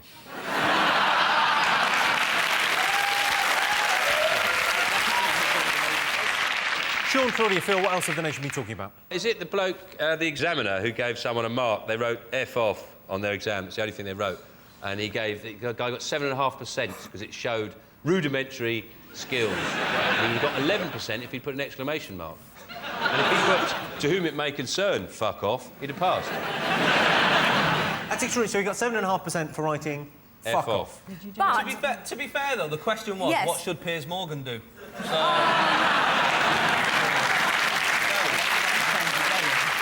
If there was any kind of pronunciation mark that I don't like, it's an exclamation mark. You could never date somebody who sent you a text and then ended it with an exclamation Claudia, mark. he was doing his GCSE, so you shouldn't be dating him, to be fair.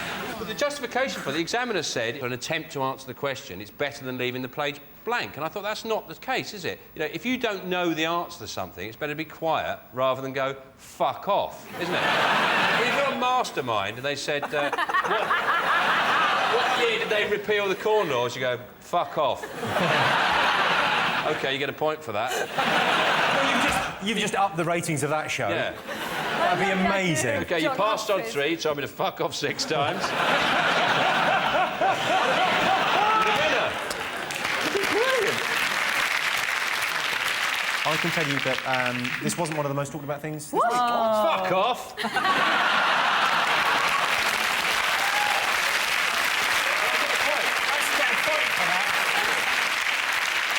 This is the story that a GCSE student was given 7.5% for writing an obscenity on an exam paper. When he received his results, he got a C, a U, an N and a B in maths. Over to you, Jason. What else have the nation been talking about? Madonna, will she, won't she, are they, aren't they, her and Guy? Yeah, this has been talked about quite a lot this week. week. She's in the middle of her Sticky and Sweet tour, which, if you think, is actually the description of a Werther's original. And she's about old enough for Werther's originals now, isn't she? She probably keeps a packet. In her bra, in there. Back at work. You can see her now. Yeah. I made it through the world and oh, these are lovely. That may be the best impression of Madonna I've ever seen. I think it's really sad, though, because I thought that was one of those... Oh, I don't believe it. They just haven't been photographed together. She said in a statement this week, didn't she? Oh, what are you walking like? I think maybe she would have a Werther's bracelet that you could lick. They used to get those bracelets, didn't you? The elastic ones with sugar. Oh, yes, that you bit off. It's nice when you remember something from the past, isn't it? Oh, yes! The boys are pretending they didn't eat sweets when they were little. Yeah, that's right. I'm pretending I didn't eat sweets.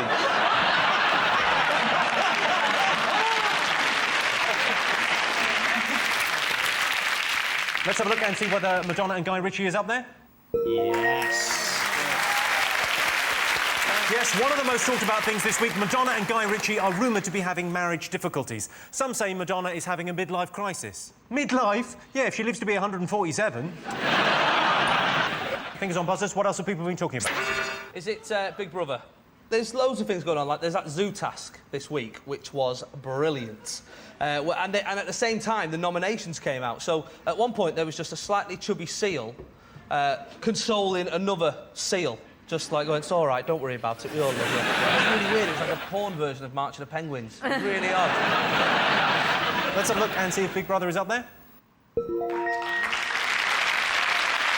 Yes, Big Brother continues. Jen and Bex dressed up as seals in this week's task. In other news, Greenpeace have come out in support of seal clubbing. Mario's volunteered to be the zookeeper on the basis that he's worked with animals before. Dogging is not working with animals, Mario. I'm joking, we've got no evidence that Mario has been dogging. If I went to the gym, I could end up looking like Mario. There's a great cafe there, does cheap chips.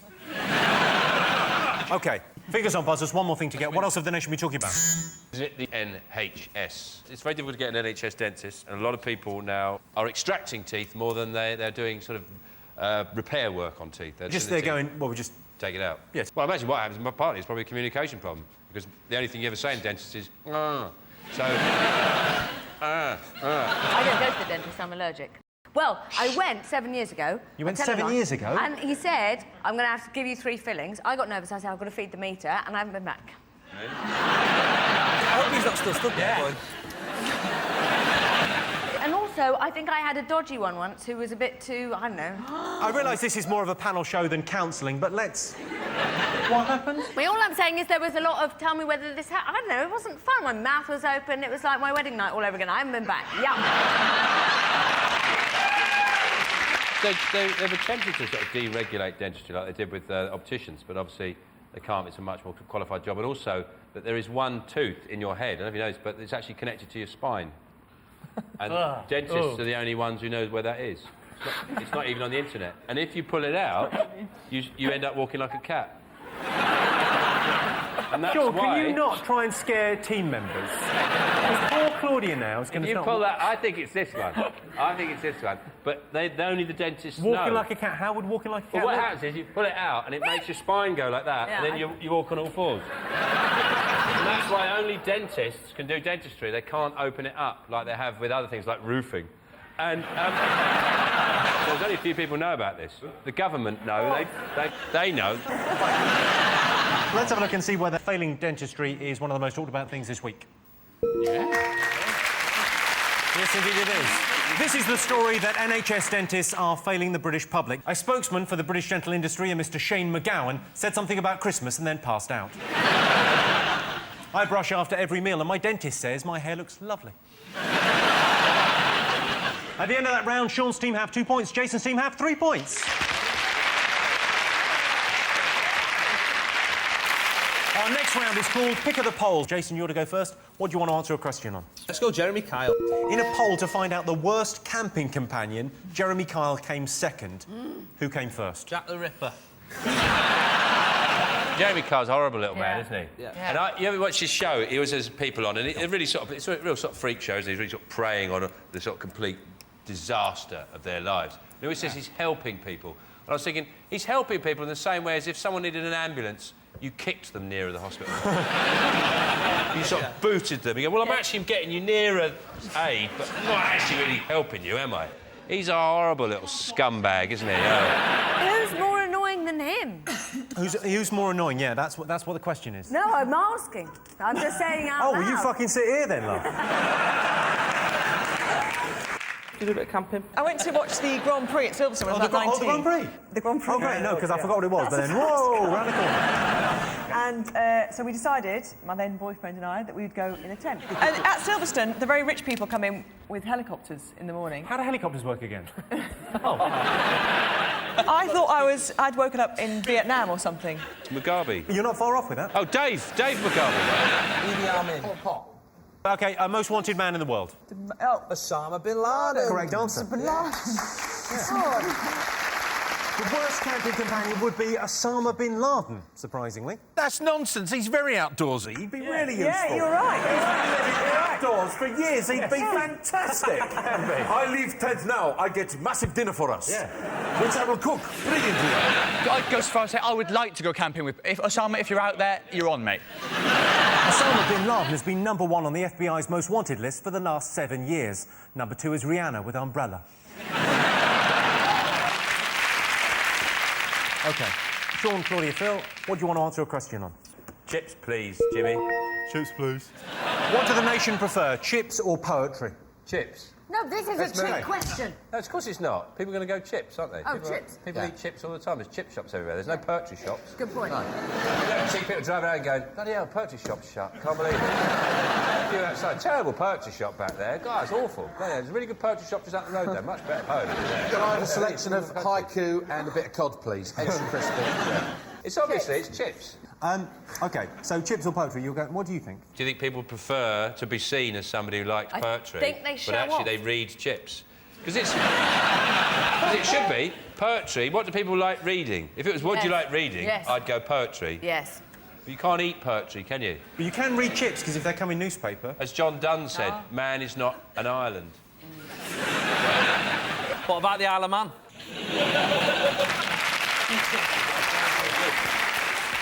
We had to say we could choose from anyone in the world for our question, and their question was, what's better? Something really nice or something no one likes? Chips. All right, you're going chips. All right. Chips. I can tell you that 80% of the British public prefer chips. Of course they do. Of course they do. I don't know much about poetry, but I know what I like. Chips. So at the end of that round, Sean, Phil and Claudia have 3 points. Jason, Gabby and Mark have 4 points. Welcome back to 8 out of 10 Cats. The next round is Believe It or Not. In this round, I give the panellists a simple statement. All they have to do is decide whether they think it's true or false. Here is a musical interpretation of horoscopes. Yeah, that's what I said, to illustrate the statistic. Born to be bold, I'm the sign of the brave. One hero alone with a whole world to save. I am the ram. I am the ram.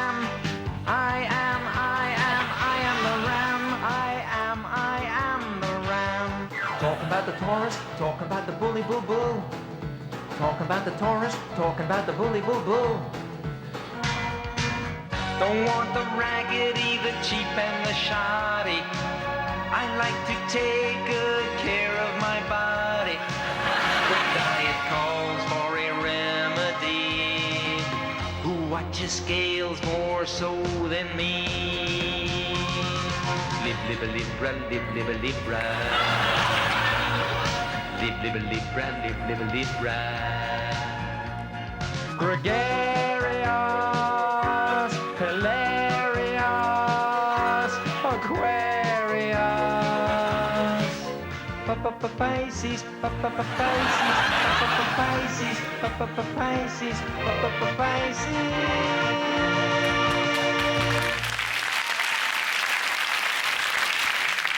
That was a special treat. Was I the only one going, do mine, do mine? I love the way they rhymed everything, and then when they got to Pisces, they just went, Pisces. Right, your related statistic. If they could predict the future, 26% of people would like to know how they're going to die. What do you think, true or false? I think if you knew you were going to die, you could get your last words in order. Yeah. Yes. Yes, Claudia, yes. And, yeah, that's right. Claudia's in the House of Parliament. No,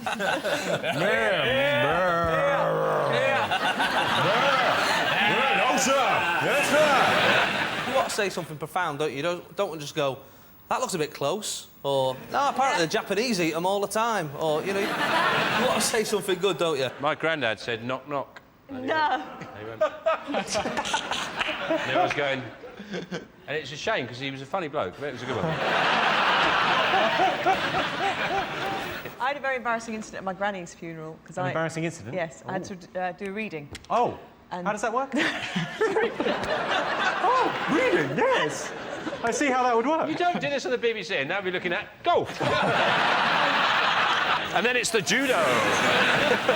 And the night before the funeral, my dad said, oh, we found this lovely reading and we'd like you to do this. So I stood up and in front of the congregation, I said, I'm going to read something I found in Nana's drawers. The best thing for me to know how other people die. Yeah. Yes. I'd like to know when Amy Winehouse dies so I can start buying the newspapers again. Things like that. It sounds sick, and I played that out, for God's sake. Right, OK. If you could predict the future, 26% of people would like to know how they're going to die. What do you think?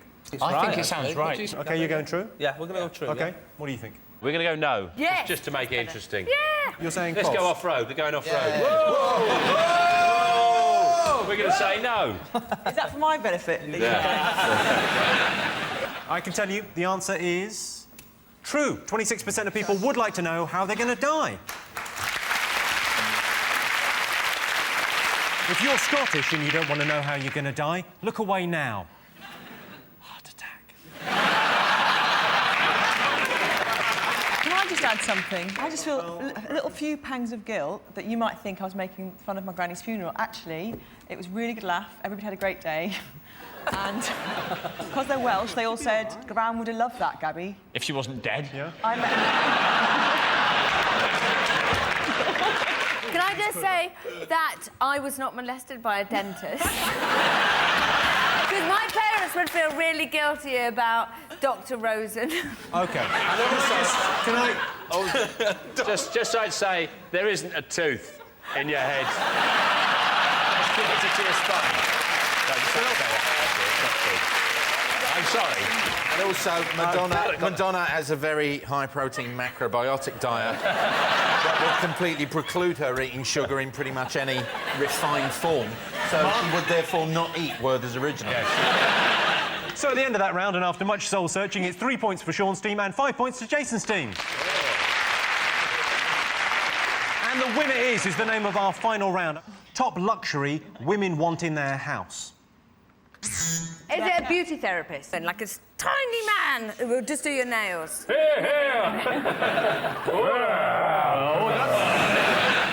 I know what it is. Go on. It's a talking cat that knows secrets. That would be my luxury. The cat come up and go, guess what?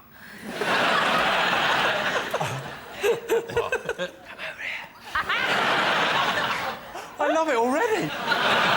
You go, what is it? You go, no, first, get me some chocolate. All right. You know, Gloria is across the road. What is it? What's the secret going to be? I don't know. I'm not a cat. Is it that? No. Is it a hot tub? Oh. No. Come on, Gabby, you're a girl. OK, it's connected to the bedroom. It's an ensuite. Correct answer. Top person to put on a British banknote. The Chuckle Brothers. And then what you could do is you could have like one on the front, one on the other side, and then in Latin, to you, to me. Ad mihi ad tibi. To you, to me, to me, to you, in Latin. I think so. Well, you just got to think, what's the dative? So then it's obviously... Yeah, that sounds about right. That's what I do for my day job. They bring me phrases for banknotes and I translate them into Latin. It's been a slow decade. What about a little mirror so it was you? Oh. That'd be good, wouldn't it? Every time you go out, you go, oh, I'm on a banknote, look. No, you're not. Yes, I am. Oh, that'd be brilliant, huh? Simple question. You're right, man. That'd be brilliant. OK, top person to put on a British banknote. Diana. Correct. Good one. Good one. Yes, the person Brits would most like to see on a banknote is Princess Diana. But that's ridiculous. You can't have a picture of a dead person on one side of a note and then the person that killed them on the other. Well, that sound tells me it's the end of the round and the end of the show, which means the final scores are Sean, Philip and Claudia have 3 points, Jason, Gabby and Mark have 7 points. Thanks to all our panellists, our wonderful studio audience and to all of you for watching at home. That's it from us. Good night.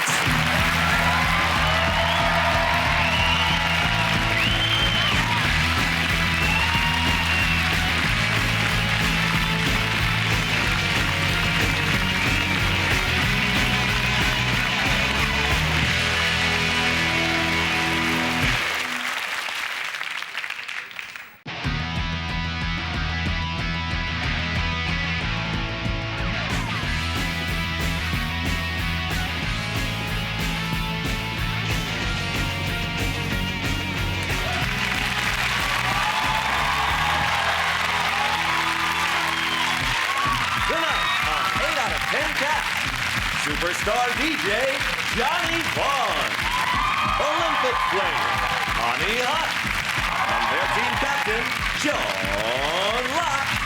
And facing them tonight, all rise, it's Duncan James. And here's Johnny Vegas and their team captain Jason Manford. Now welcome your host, Jimmy Carr. Hello and welcome to 8 out of 10 Cats, a show about opinion polls, surveys and statistics. Did you know, for example, 8% of women say they've never worn the most expensive thing they've bought? That's because it's a dishwasher. 43% of Brits would like to use alternative energy sources. I've just bought a wind turbine. Now I just need somewhere to plug it in. And 21% of women will not make love with the lights on. Problem is, they come on automatically when I open the car door. Let's get started.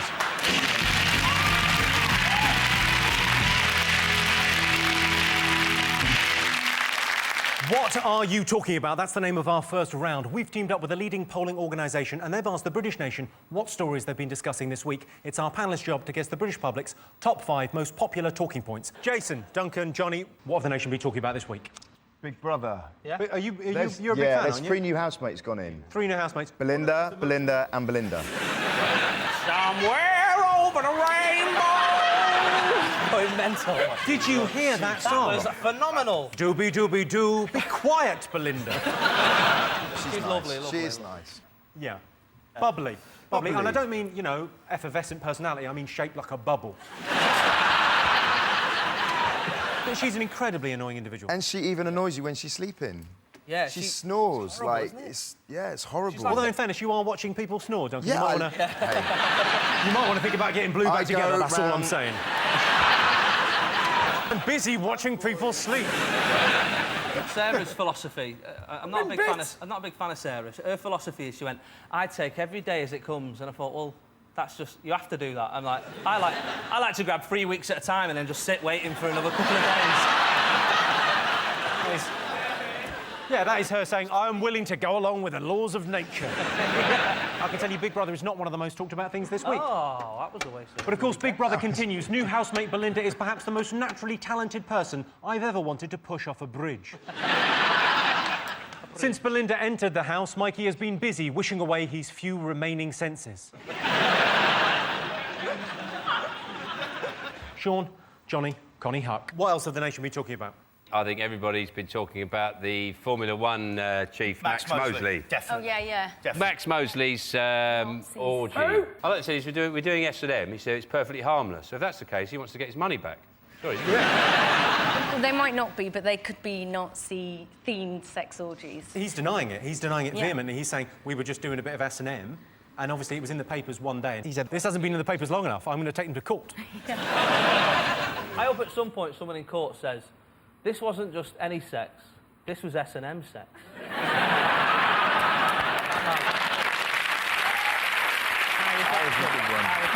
I like the idea that he said, Max Mosley said he'd been doing this for 45 years. Man and boy. 45 years, and he said, and his wife didn't know. And I like the idea of him coming home. How does he explain that his arse looks like a grilled panini? Yeah.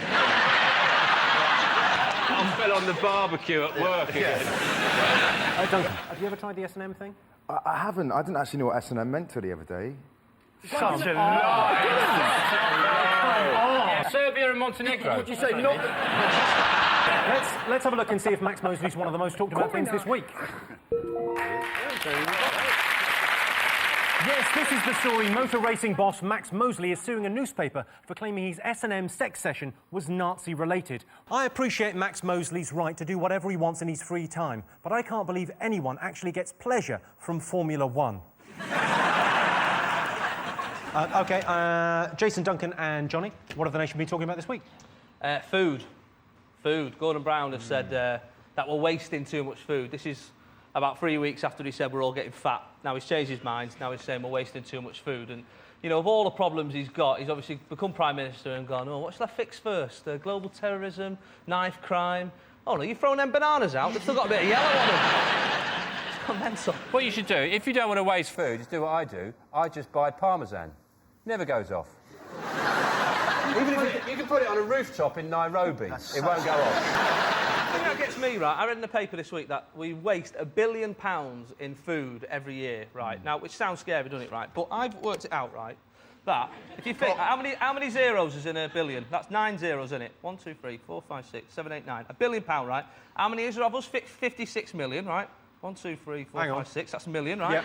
Yeah. So we waste twice, 56. £17.85 a year, right? So boobless. No,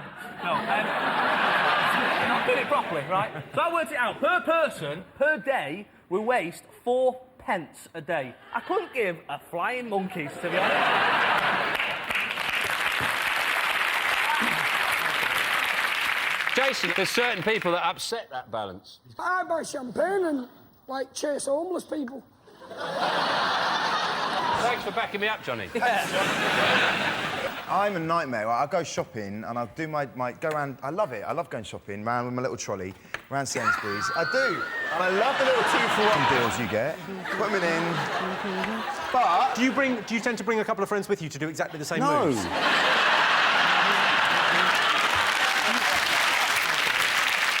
Let's have a look and see whether food waste is one of the most talked about things this week. Yes, this is the news that Gordon Brown has told us all to stop wasting food. The chair of the National Obesity Forum broke when a big fat fatty sat on it. OK, Sean, Connie and Johnny, what else have the nation been talking about? Connie and Johnny. Is it the baby man? Baby, the man had a baby. Where did it come out? Where did it come out? Yes, I mean, I know where came out of Out well, of he's the got man's vagina. Did it? Yeah. He's got Mangina. It's called a manny or a munt. Is it? Yeah. It is, yeah. What actually classifies What it? actually Because he's got a classifies- womb, but not a... He's got a womb, but Yeah. he's been living as a man for 20 years. If you need a solicitor to back up your argument that you're a man, you're not a man, are you? Technically, he's not a man until he can parallel park, piss standing up, and walk past a shoe shop without popping in. So there we go. We've got a picture of him. He looks like an inflated George Michael. We've got another picture of him. We've got another picture of him. There he is.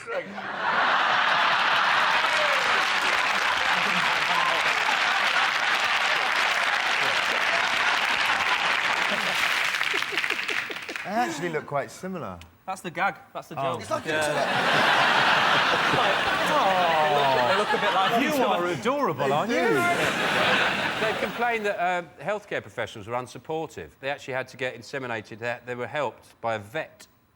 Yeah, they were worried the story wasn't weird enough. I like the fact that for a brief moment, a girl was trapped inside a woman trapped inside a man. It's like some kind of, like, nightmarish Kinder egg, isn't it?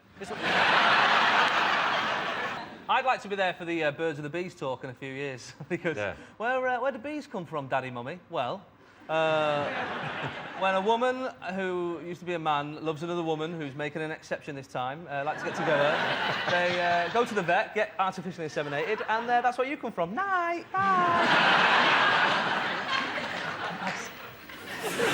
I think it was a very tricky. So it's a liberal minefield, and I think we've dealt with the subject very sensitively. Let's have a look and see if a man giving birth is one of the most talked about things this week. Yes, this is the story that a man, Thomas Beattie, has given birth. I was going to get him a card, but Clinton's has really let me down on this one. 2 more things to get. Fingers on buzzers. What else have the nation been talking about? The church. Go on, tell me more. Female bishops or something, isn't it? Female bishops, and there's been a big hoo-ha about it because they were saying we should get promoted. And let's be honest, there's only so far you can go within the church. If you go vicar, bishop, archbishop, you're never going to get the top job, are you? That's God, isn't it? There's no... And he's put his son in, hasn't he? Nepotism. That's why I hate. Women would be brilliant at being priests because, like, confession is essentially gossip, innit? You know what I mean? Like, it's been 2 weeks since my last confession. Is it? Go on, tell us some more. I slept with a neighbour. Have ya? No way. OK, female bishops, let's have a look and see if it's up there. Yes, this is the story that the church has voted in favour of female bishops. The church wanted to move forward on female bishops, but bishops can only move diagonally. One more thing to get. Fingers on buzzers. What else have the nation been talking about? Is it criminals? Criminals. Apparently, they're not going to be sent to prison now. They're saying, "Oh, don't worry about it. Yeah, this is the thing. Burglars aren't going to be sent to prison. What are they going to do instead? They'll put them in the army. And if I was in the army and I was fighting, I think that'd be a real insult all the time. So what they're going to do with these kids who are absolutely unsocial little yobs. Yeah, let's arm them. They should join the army. I think, if I was in the army, I'd think, oh, thanks. Yeah. Oh, cheers. I do I've think... done this as a career, and now you're saying it should be like a punishment. That's the thing. If you're in Afghanistan, up against it, they're going, we've got a load of shoplifters coming in now. A platoon of them are coming down here. A load of hooded knife boys are coming in from the 1st platoon of the fucking Bermondsey South-East Fusiliers, and they're going to take on Helmand Province. I'm just saying it's an insult to our forces. Every time you say the answer, I'll tell you what, sling them in the army. Oh, thanks. Am I on question time? You will never be on question time. I'll be honest with you. It's not going to happen.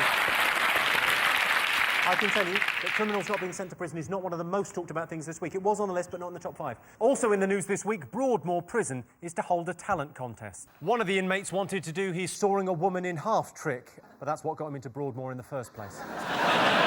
I was interested in that story because the interesting thing about it is they're going to do Britain's Got Talent, and normally the thing in Britain's Got Talent is... Broadmoor's Got Talent. Yeah, they're going to do Broadmoor's Got Talent, but normally what they do is they have some kind of sentimental backstory, so you tolerate their average warblings, don't you? They've got some story like he's bullied at school, or he came from a very difficult background. But with Broadmoor's Got Talent, they'll have Peter Sutcliffe. He's one of the country's leading psychopaths.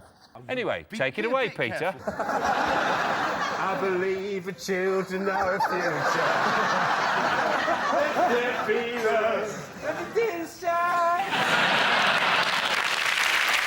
One more thing to get fingers on buzzers. What else have the nation been talking about this week?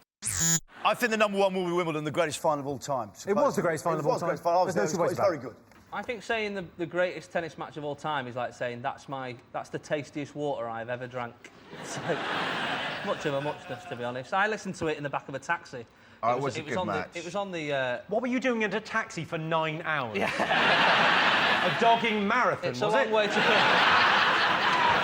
It's weird commentary on a tennis match. It's not like football where they go Beckham to Rooney, Rooney to Owen, goal. It's like Nadal to Federer, Federer to Nadal, Nadal to Federer, rain, Federer to serve. 9 hours. It's a serious point. They're saying in the papers, they're looking at how close Nadal and Federer's eyes are together, and they're comparing with Borg and the great tennis players of all time. They're saying that all great tennis players have eyes very close together. Over the years, with like sort of natural selection, one day we'll just have Cyclops just playing tennis. Just one big eye in the middle. Again! I want to be a Cyclops. Push man together. Push him that way. Go on, make it happen. Push me eyes together. I don't want to. Do myself, you lazy bastard. Let's have a look and see whether Wimbledon is one of the most talked about things this week. Yes, the most talked about thing this week. People mock Andy Murray, but he is arguably the 5th best tennis player in the world. Unfortunately, the 4 people better than him keep turning up. At the end of that round, Sean's team have 3 points, Jason's team have 2 points. Our next round is called Pick of the Polls. Sean, what pitch do you fancy answering on? Man's bottom. The man's bottom, OK. In a poll to find the ideal place where naturists would like to spend a hot afternoon, back garden came second. What came top? I went to a naturist place once in Holland, and I didn't know I was going there, but they took our clothes, and I was expecting a towel back, and there was nothing. Right. And they had like an English-style pub. Right by the bar, there's a pool table. And I tell you something, naked pool, is the most shocking thing you've ever seen. When they go down, they size it up, they're like, right like that. Really having a good look around. And this guy, I'm not kidding, it was a big pool table. He went down the pool table like that, and his bollocks were in the middle pocket.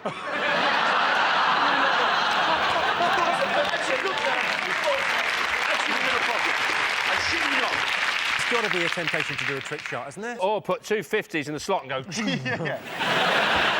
Connie, where would you like to be naked? I think naturists would like to be on a beach or in a park. I imagine naturists are quite the show-offs as well. If they come over with a couple of coffees, you know what I mean? Like, coffee, anyone? No, I'm all right. Donut? OK, so where are you going to go for? Jim, I think it's probably some kind of naturist club. I will give you that. Yes, the ideal place naturists would like to spend a hot afternoon is the British Naturist Club. I've seen a naturist back garden when she bent over to pick up the volleyball.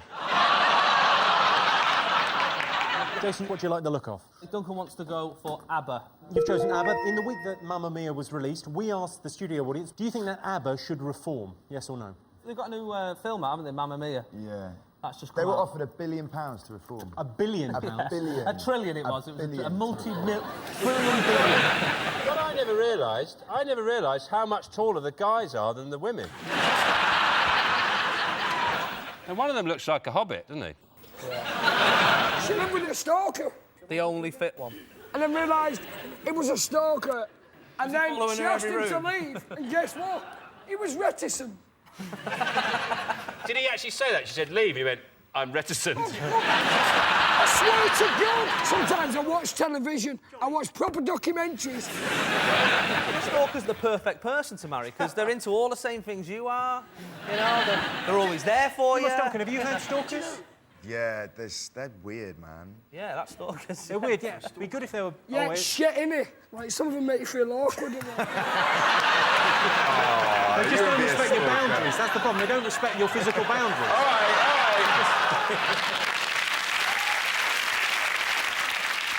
I would say there's enough reforms going on. Everyone's reforming every 5 minutes. I imagine you'll be at it in a few... No. No, not at all? Not fancy reforming?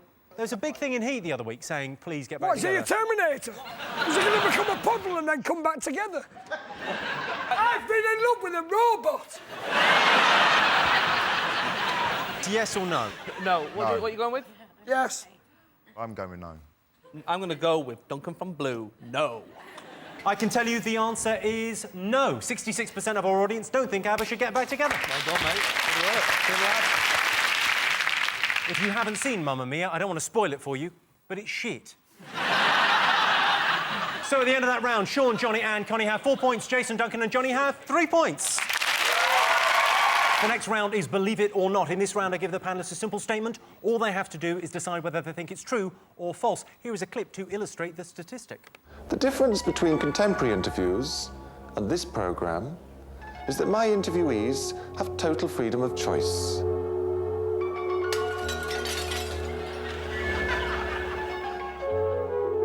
You seem to have a lot of connections with Scandinavia. Oh, yes, I am Norwegian. And does this mean you work there a lot? No, unfortunately, because the Opera House is practically bankrupt.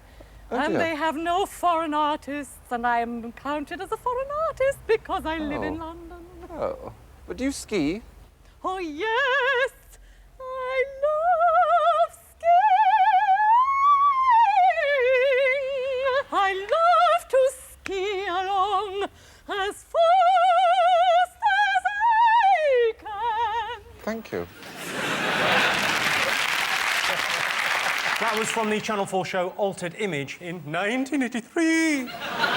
Your related statistic on this, OK? 78% of people think they're not posh enough to go to the opera. True or false? Where I live, 78% of people are not posh enough to go in a local spa, so... I think this is a true stat. A lot of people know they're vermin.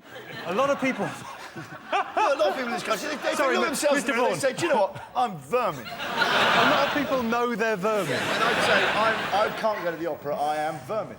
Well, I'm vermin and I've been to the opera. Were you selling choc ice? My wife's...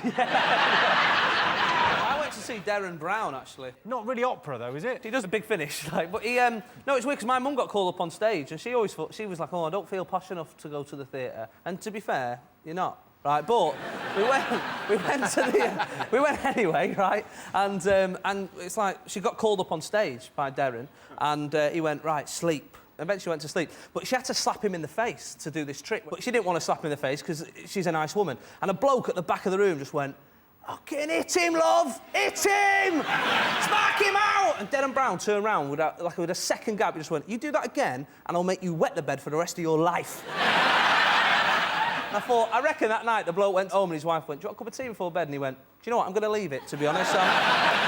78% of people think they're not posh enough to go to the opera. Is that true or false? What do you think? We're going to go false. We'll go true. Okay, you're going true, you're going false? False. I can tell you the answer is false. Only 24% of people think they're not posh enough to go to the opera. I told you. My favourite part of the opera is the libretto. I always have a strawberry one during the interval. So at the end of that round, it's 4 points for Sean's team and 4 points for Jason's team. And the winner is the name of our final round. Here is your first one. Biggest turn-off for women. Me.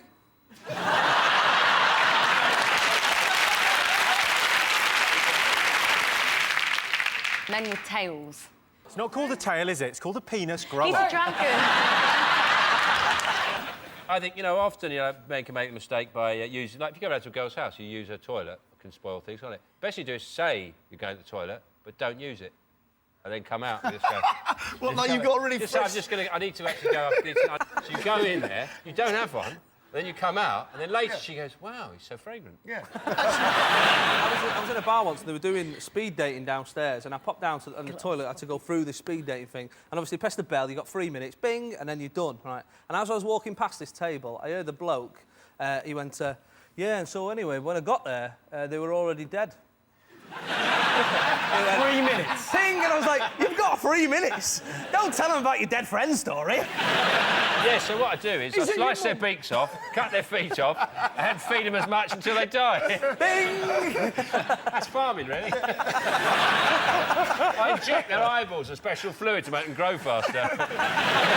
Bing! I can eat you. I know how to cut you up and eat you. I would say in about 20 minutes, because I'm a trained boner. A boner works in a slaughterhouse. Takes the bones out of animal, and I can size you up like a pig or a cow and just strip the bones out of you, and you'll be jointed and ready for sale within 25 minutes, because that's what a boner does. Bing! It's something that the woman would probably see if you went swimming. Is it having a pair of Speedos, but the S's have come off? Is it really, like, hairy? Really hairy? Really hairy. Specific area? Hairy back. That's the right answer, yeah. Hairy back. Yes, the biggest turn-off for women is a hairy back. I was going to shave my back, and then I thought, pluck it. OK, next one. Biggest celebrity polluter. Is it the Transformers? They would be pretty, because they're a car and they're a robot, and that's 2 carbon footprints. I know. Doctor Who. Your world's brilliant, isn't it, Duncan? What? He has a TARDIS, he turns up and he flies around the galaxy. What fuel's on the TARDIS? Yeah. Nothing, because it's not real. Whereas the Transformers are real. Is it Simon Cowell? Yes, it is. He's up, yes. Simon Cowell. Simon Cowell. Yeah, the biggest celebrity polluter is Simon Cowell. However, it's Louis Walsh that's responsible for the hole in the boys' own lair. Well, that sound tells me it's the end of the round and the end of the show, which means the final scores are Sean, Johnny and Connie have 4 points. Jason, Duncan and Johnny are the winners with 6 points. Well done, then. Thanks to all our panellists, our wonderful studio audience, and to all of you for watching at home. That's it from us. Good night.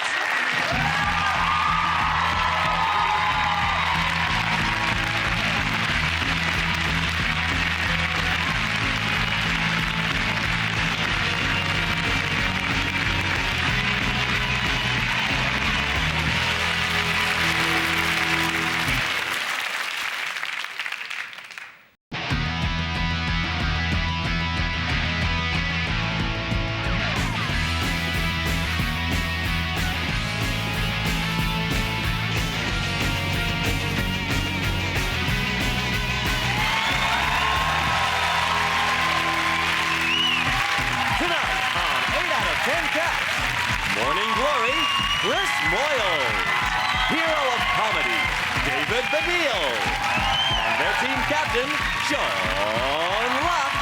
And facing them tonight, presenting ace, June Sarpong. Joker in the pack, Michael McIntyre. And their team captain, Jason Manford. Now, welcome your host, Jimmy Carr.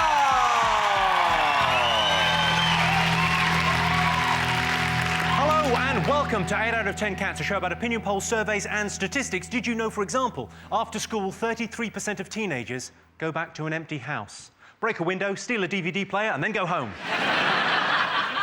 The longest time spent in space is 803 days, and that's a record set by the moon. And 1 in 3 Scottish girls is clinically obese, as are the other 2. Let's get started.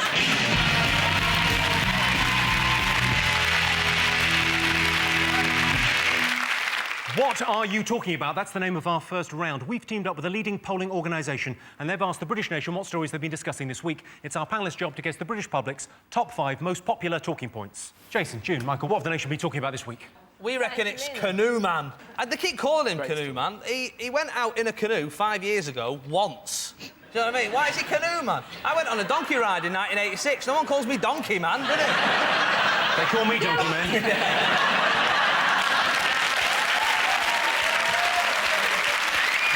It's a joke thing, I've got a tiny cock. He pretended to die in a canoe. He went away on the canoe and then he came back and he moved in next door. Did he actually move in next door? I didn't know that. Same house. Did that mean that his sons and stuff were saying things like, you know, now he's gone... I seem to see Dad's face everywhere I look. Yeah, he's in the garden. There was a great bit in the papers that kept saying, not only has he got a new passport, but he joined the local library. It's the ultimate deception. Like, he's taking a book out and he's going, I'm not even going to read it. I'm crazy. I can't see what all the fuss is about. What about no Anne one's Frank? died, have they? No one's died. What's all this fuss? He's the most famous person to fake his own death since Beadle, right? And I think... Oh, yeah, we think he's dead, but the greatest trick he ever pulled was making us believe that he didn't exist, old Beadle. You wait till a Royal Variety performance, that's all I'm telling you. A little clue for you there. So Even now, if I put a conservatory up and a bearded man from the council comes round to tell me to take it down, I have a little look at his hands, make sure they're the same size. Just have a check. Whoever can see this up there. This is the story of canoe man John Darwin's wife. John Darwin faked his own death and lived happily for 5 years until he made the tragic mistake of steering a canoe up shit creek and then losing his paddle. Sean, David, Chris, what else have the nation been talking about this week? Is it about Ronnie Wood shagging a 19-year-old Russian? Someone has got to tell the Rolling Stones that they are no longer sexually attractive men, I think, because they look like cigarette butts with bad hair now, basically. I think Ronnie Wood, he looks quite interesting. He looks like a blow-dried crow. Someone's got a crow and given it a hairdo. I feel sorry for his wife, because she's been with him for a long time and she said that she's now going to divorce him. And I think that if she's looking for someone younger, I'm available. I'm everything that he's not, and she's going to be loaded when that divorce comes through. He's a recovering alcoholic, but he's actually got a pub, yeah, I think he thinks the 12-step programme is the walk down the path to his pub. I just thought that's like trying to lose weight, but you've got a Greggs in your basement. I was going to say that wasn't the only celebrity breakup this week. There was Lembit Oakpick and the Cheeky Girl, who have also separated this week. Have you seen the mother with the girls? Basically, what's happened is Marguerite, the mother, she's got these two little girls, and she has quite obviously plotted their entire life so they will seduce Liberal Democrats and they will have a career. She's much like the mother from Carrie. Yes. She's coming in the night with candles. Wake up, Gabriella. You must awake. What is it, mother? It is over. You must get rid of Lembit. But I love him and I love his policies. It is over. You must go for leader now, Nick Clegg. Let's see if it's up there.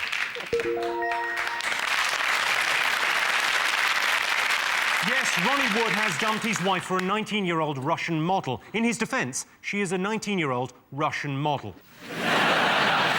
Jason, June, Michael, what else have the nation been talking about? I think we quite like the fact that Angelina Jolie and Brad Pitt have joined the Twins Club. I think that's going to be the top story. Well, of course, the first rule of Twins Club is not allowed to talk about Twins Club. So... You know what the second rule of Twins Club is? Stop putting them in the same fucking clothes. They look ridiculous. I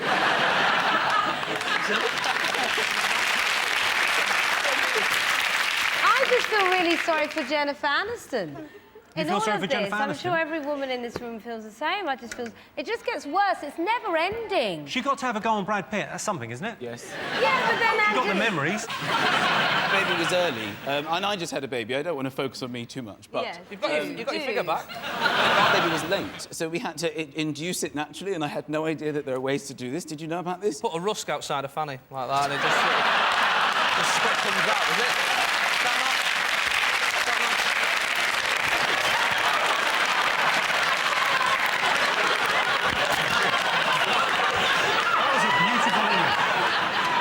I had to read up a bit about this sort of celebrity thing, and they're called... You know this thing where they're couples and they join them up to create one name? But they're called Brangelina. Yes. And it's this sort of habit. There's a few other ones. And I was thinking it's quite interesting, because, you know, if they didn't do that with... If they'd done that with Tony Blair and Cherie Blair, they'd be called Tory.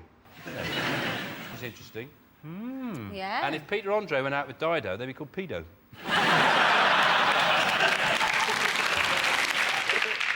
I tell you, it's Jennifer Aniston I feel sorry for. Yeah. I'm with you, June, and the sisters. Why do you feel sorry for Jennifer? I don't, I'm taking the piss. I read somewhere that Brad Pitt, he said, I'm delighted, and I thought, the best-looking woman in the world. He's the best-looking bloke in the world. Yeah. Now, surely... That's why I feel sorry for Jennifer No, but when Aniston. two good-looking people together, maybe the babies are proper ugly. You know what I mean? Maybe it gets to a point where they're so beautiful, Yeah, I've the seen baby your parents. has to be ugly, yeah. Beautiful, aren't they? His dad is beautiful. Is he? Yeah. He's gorgeous. He turned me, your daddy's so gorgeous. And look what happened, Jason. Well, he got smacked on the head by a rusk when he was born. Yeah.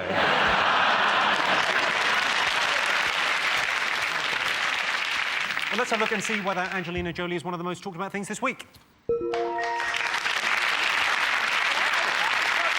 Yes, Angelina Jolie has given birth to twins. Brad Pitt is said to be over the moon, elated and walking on air. He's fucked Angelina Jolie. The only chance I have of cuddling Angelina Jolie is if I black up and check myself into a Mozambique orphanage. So well done, Jim, you got that top story. OK, Sean, your team to guess. What else have the nation been talking about? Is it the Dwayne Chambers, the drug cheat, whether he's allowed to run in the Olympics? He was caught using performance-enhancing drugs, and he served his time, but the British Olympic Association won't let him run in the Olympics. I don't think he's done anything that bad. It's not like he tried to light... He's cheated, but... Yeah, but he didn't try and light a crack pipe off the Olympic torch, it's not... Well, what he's saying banning him from the Olympics is a restriction of his trade as a sprinter. And to be fair, there isn't any other jobs he can do as a 100-metre, sprinter. I mean, a courier, maybe, he'd be pretty good at that. Or I was thinking, like, working for a company that can't afford internal email system. Oh, yeah. You know what I mean? So he could just go, take that, Dwayne. There's cakes on Marjorie's desk. Or, someone who hasn't got a very good eyesight, right, and they're out having a picnic, he could work with them. They say, what's that in the distance? And they go, I can't quite see it. And he goes, don't worry. Runs off, brings it back, brings it a bit closer. They go, oh, it's a tree stump. It's called a distance shrinker. Yeah. I don't understand, because the whole point of the 100 metres is you're running fast, so why do they have to all this with the take photos of when they finish and stuff? Why don't they just put the middles at the end and just put them on a table and then start, and then whoever gets the gold is the winner? You've just made the Olympics better. I think at the end of the 100 metres, it should just be a sheer drop. And actually, the skill is stopping. Not running. Yeah, because that would be the running exactly 100 metres. That would be amazing. That would not be 10 seconds. No, they're doing 100. They're doing 100 and a bit at the moment. 100, bang on, or you're dead. And also... How about that? Walking still an Olympic sport? Because when I was a kid, walking was a sport, and I never understood that because I've never seen anyone walk like in professional walking in real life. Well, people fundamentally don't want to run, don't they? If you're crossing the road and you're walking and you think the car might hit you, you don't run to save your life, you just hurry up a little bit, don't you? You just hurry up, yes, because you want to just miss. Oh, you see, I knew I had that under control. So you don't... Because what you should do is realise the car would kill you, you must set off as fast as you can to save your life and go, I'm alive! But you don't, you just go, whoop, just missed, OK. I think that's totally true. Yeah, there you go. Let's have a look and see whether Dwayne Chambers is one of the most talked about things this week. Yes, he is. This is the story of Dwayne Chambers trying to overturn an Olympic ban. The side effects of steroids include sudden bursts of anger and shrunken genitals. Damn my tiny balls! OK, one more to get. Fingers on buzzers. Is it Margaret Thatcher having a state funeral?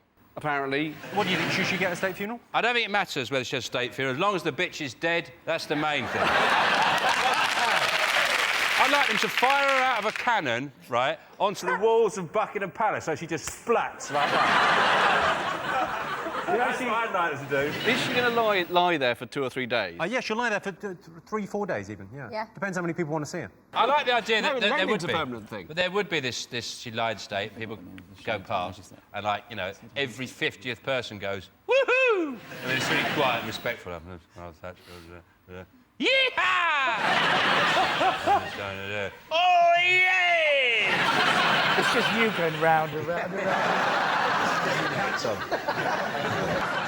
I never met Margaret Thatcher. I've never been lucky enough to meet her. But when I was at school, I was at the age of primary school when we used to get free milk. And then free milk stopped. And I was about 6, 7, and I remember asking why we don't get free milk anymore.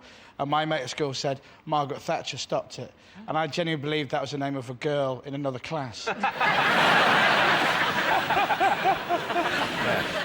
David, have you ever met Margaret Thatcher? No. Sean, you ever met her? Yeah, I've had an affair with her. I love her. It's not to do the political thing. She broke my heart. I have. You've met... I've met her twice. Is she on T4? She's on T4. One of my friends went to a dinner at her house, and apparently she said, oh, we have to wait for Dennis, we have to wait for Dennis. And no one could actually tell her, well, you know, Dennis kind of isn't around anymore. So we're all eating dinner. So then she taps him on his knee and she says, don't worry, I've remembered. Meaning she remembered he was dead. That's possibly the most depressing story I've ever heard in my life. The reason it's funny is because it's Margaret Thatcher. Anything sad that happens to her is funny. She gets a fork in her eye, it's funny. Let's see if Thatcher's funeral is up there. Yes, this is the story that Margaret Thatcher is to have a state funeral. Thatcher is going to be buried at the bottom of a man-made lake. Well, she will be once we finish pissing on her grave. At the end of that round, Sean's team have 3 points, Jason's team have 2 points. Our next round is called Pick of the Poll. All right, Sean's team, you want to go first? What do you like the look of? Chris, do you want to do your pick? Go on, then. Me. By the way, I'm the one without the crown of thorns. OK, 32% of Brits would like to watch Chris Moyles. Kill. No, of course not. If it was that, eat. You'd have to be hungry.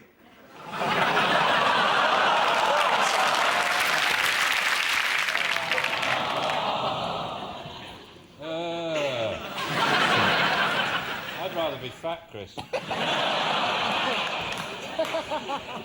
32% of Brits would like to watch Chris Moyles. Kiss. It's not a kiss. God. Listen to Chris Moyles. Only 32. Say something nice. It involves getting into your personal space. Oh, OK.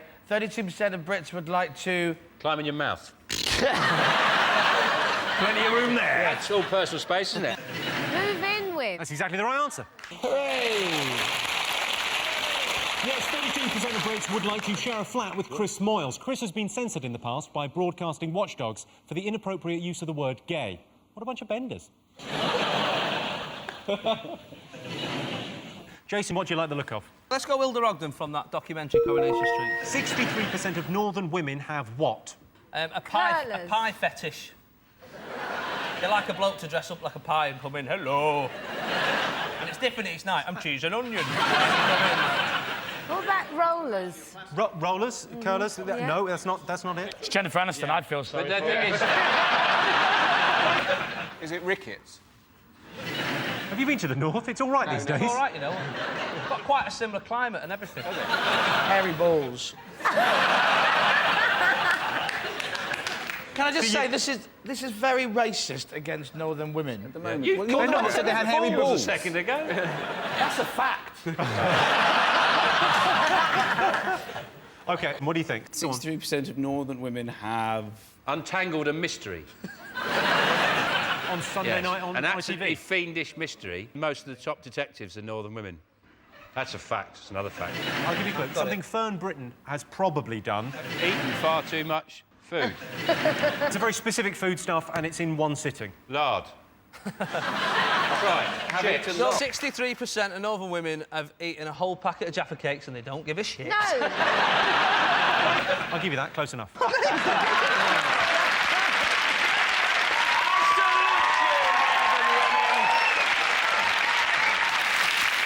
63% of northern women have eaten an entire packet of biscuits in one go. Well, you've got to finish the pack before you get to the checkout, or you have to pay for them.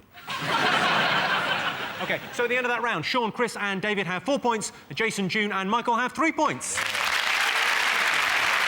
Welcome back to 8 out of 10 Cats. The next round is Believe It or Not. In this round, I'll give panellists a simple statement. All they have to do is tell me whether they think it's true or false. Let's have a look at a clip. You are what you eat. One of the easiest ways of increasing our fibre is to switch to wholemeal bread. All kinds of people are doing it.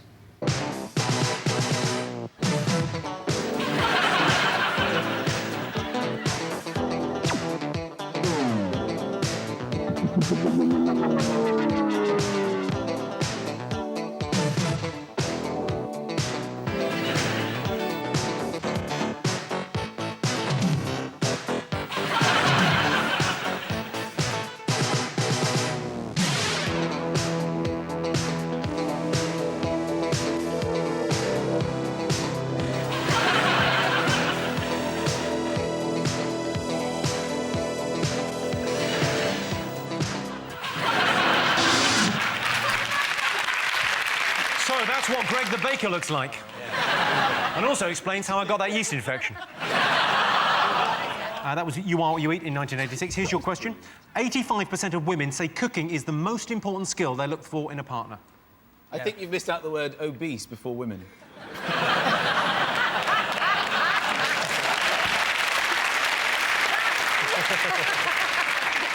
If you're watching this and you're obese, put that down, fatty. What do you think? Absolute rubbish. What do you look for in a partner? I don't know many women that say, oh, he's really good at cooking. Maybe you misheard him. What do you look for in a man? Fat face. Even fatter face, you know.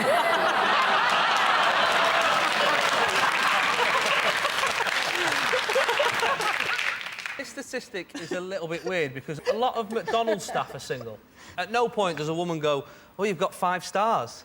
Let me take my knickers off. You know what I mean? What, you're on the fryer? Have a touch of these. I didn't know that women look for skill.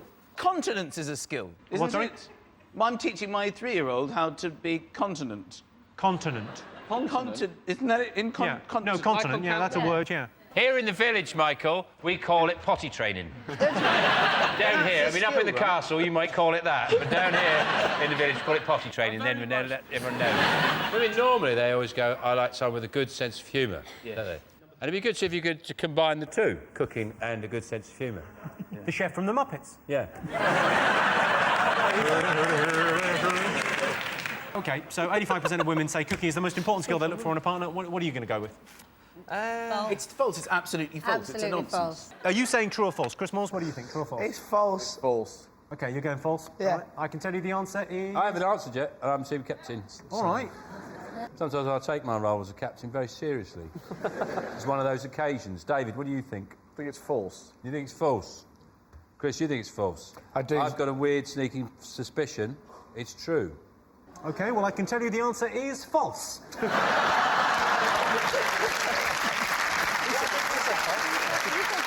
Only 13% of women say cooking is what they look for in a man. When my girlfriend and me are in the kitchen, things get pretty steamy. We haven't got an extractor fan. So at the end of that round, it's 4 points for Sean's team and 4 points for Jason's team. And the winner is the name of our final round. Here was your first one. Britain's most ridiculous law. Is it Jude Law?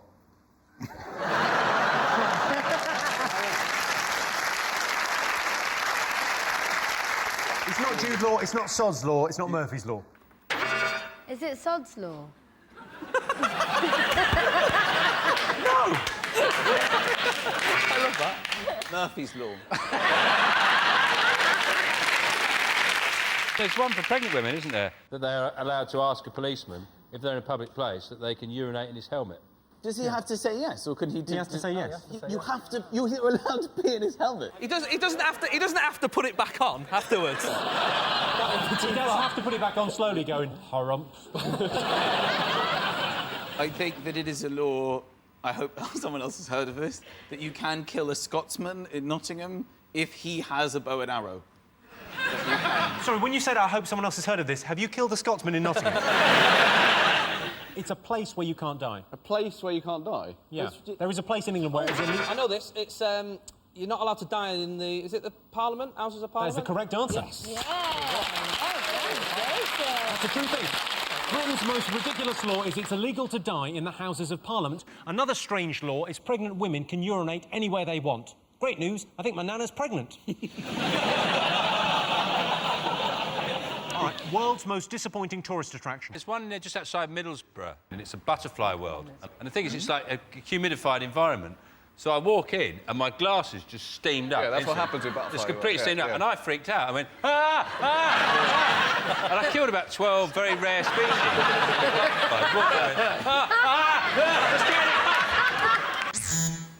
Auschwitz. The rides are shit. I'm Jewish, so it's all right. I think that means I can say it. Is it? I think so. Is it Blackpool? And my dad used to drive us. He's got narcolepsy, my dad. He'd get in the car, he'd drive, right? Yeah. He'd get in the car and he'd go, right, lads, if you hear this noise, wake me up.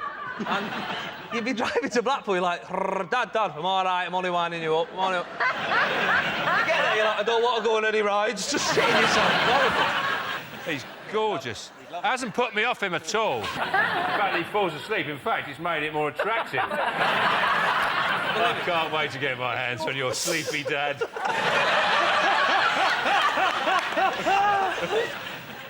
OK, world's most disappointing tourist attraction. Is it the Eiffel Tower? You're absolutely right. Yes, the most disappointing tourist attraction in the world is the Eiffel Tower. The Eiffel Tower is the most pointless erection since I went on a date with Martina Navratilova. That sound tells me it's the end of the round and the end of the show, which means the final scores are Sean, David and Chris have 4 points, but the winners are Jason, June and Michael with 6 points. Thanks to all our panellists, our wonderful studio audience, and to all of you for watching at home. That's it from us. Good night. We're back in 6 weeks with a new series.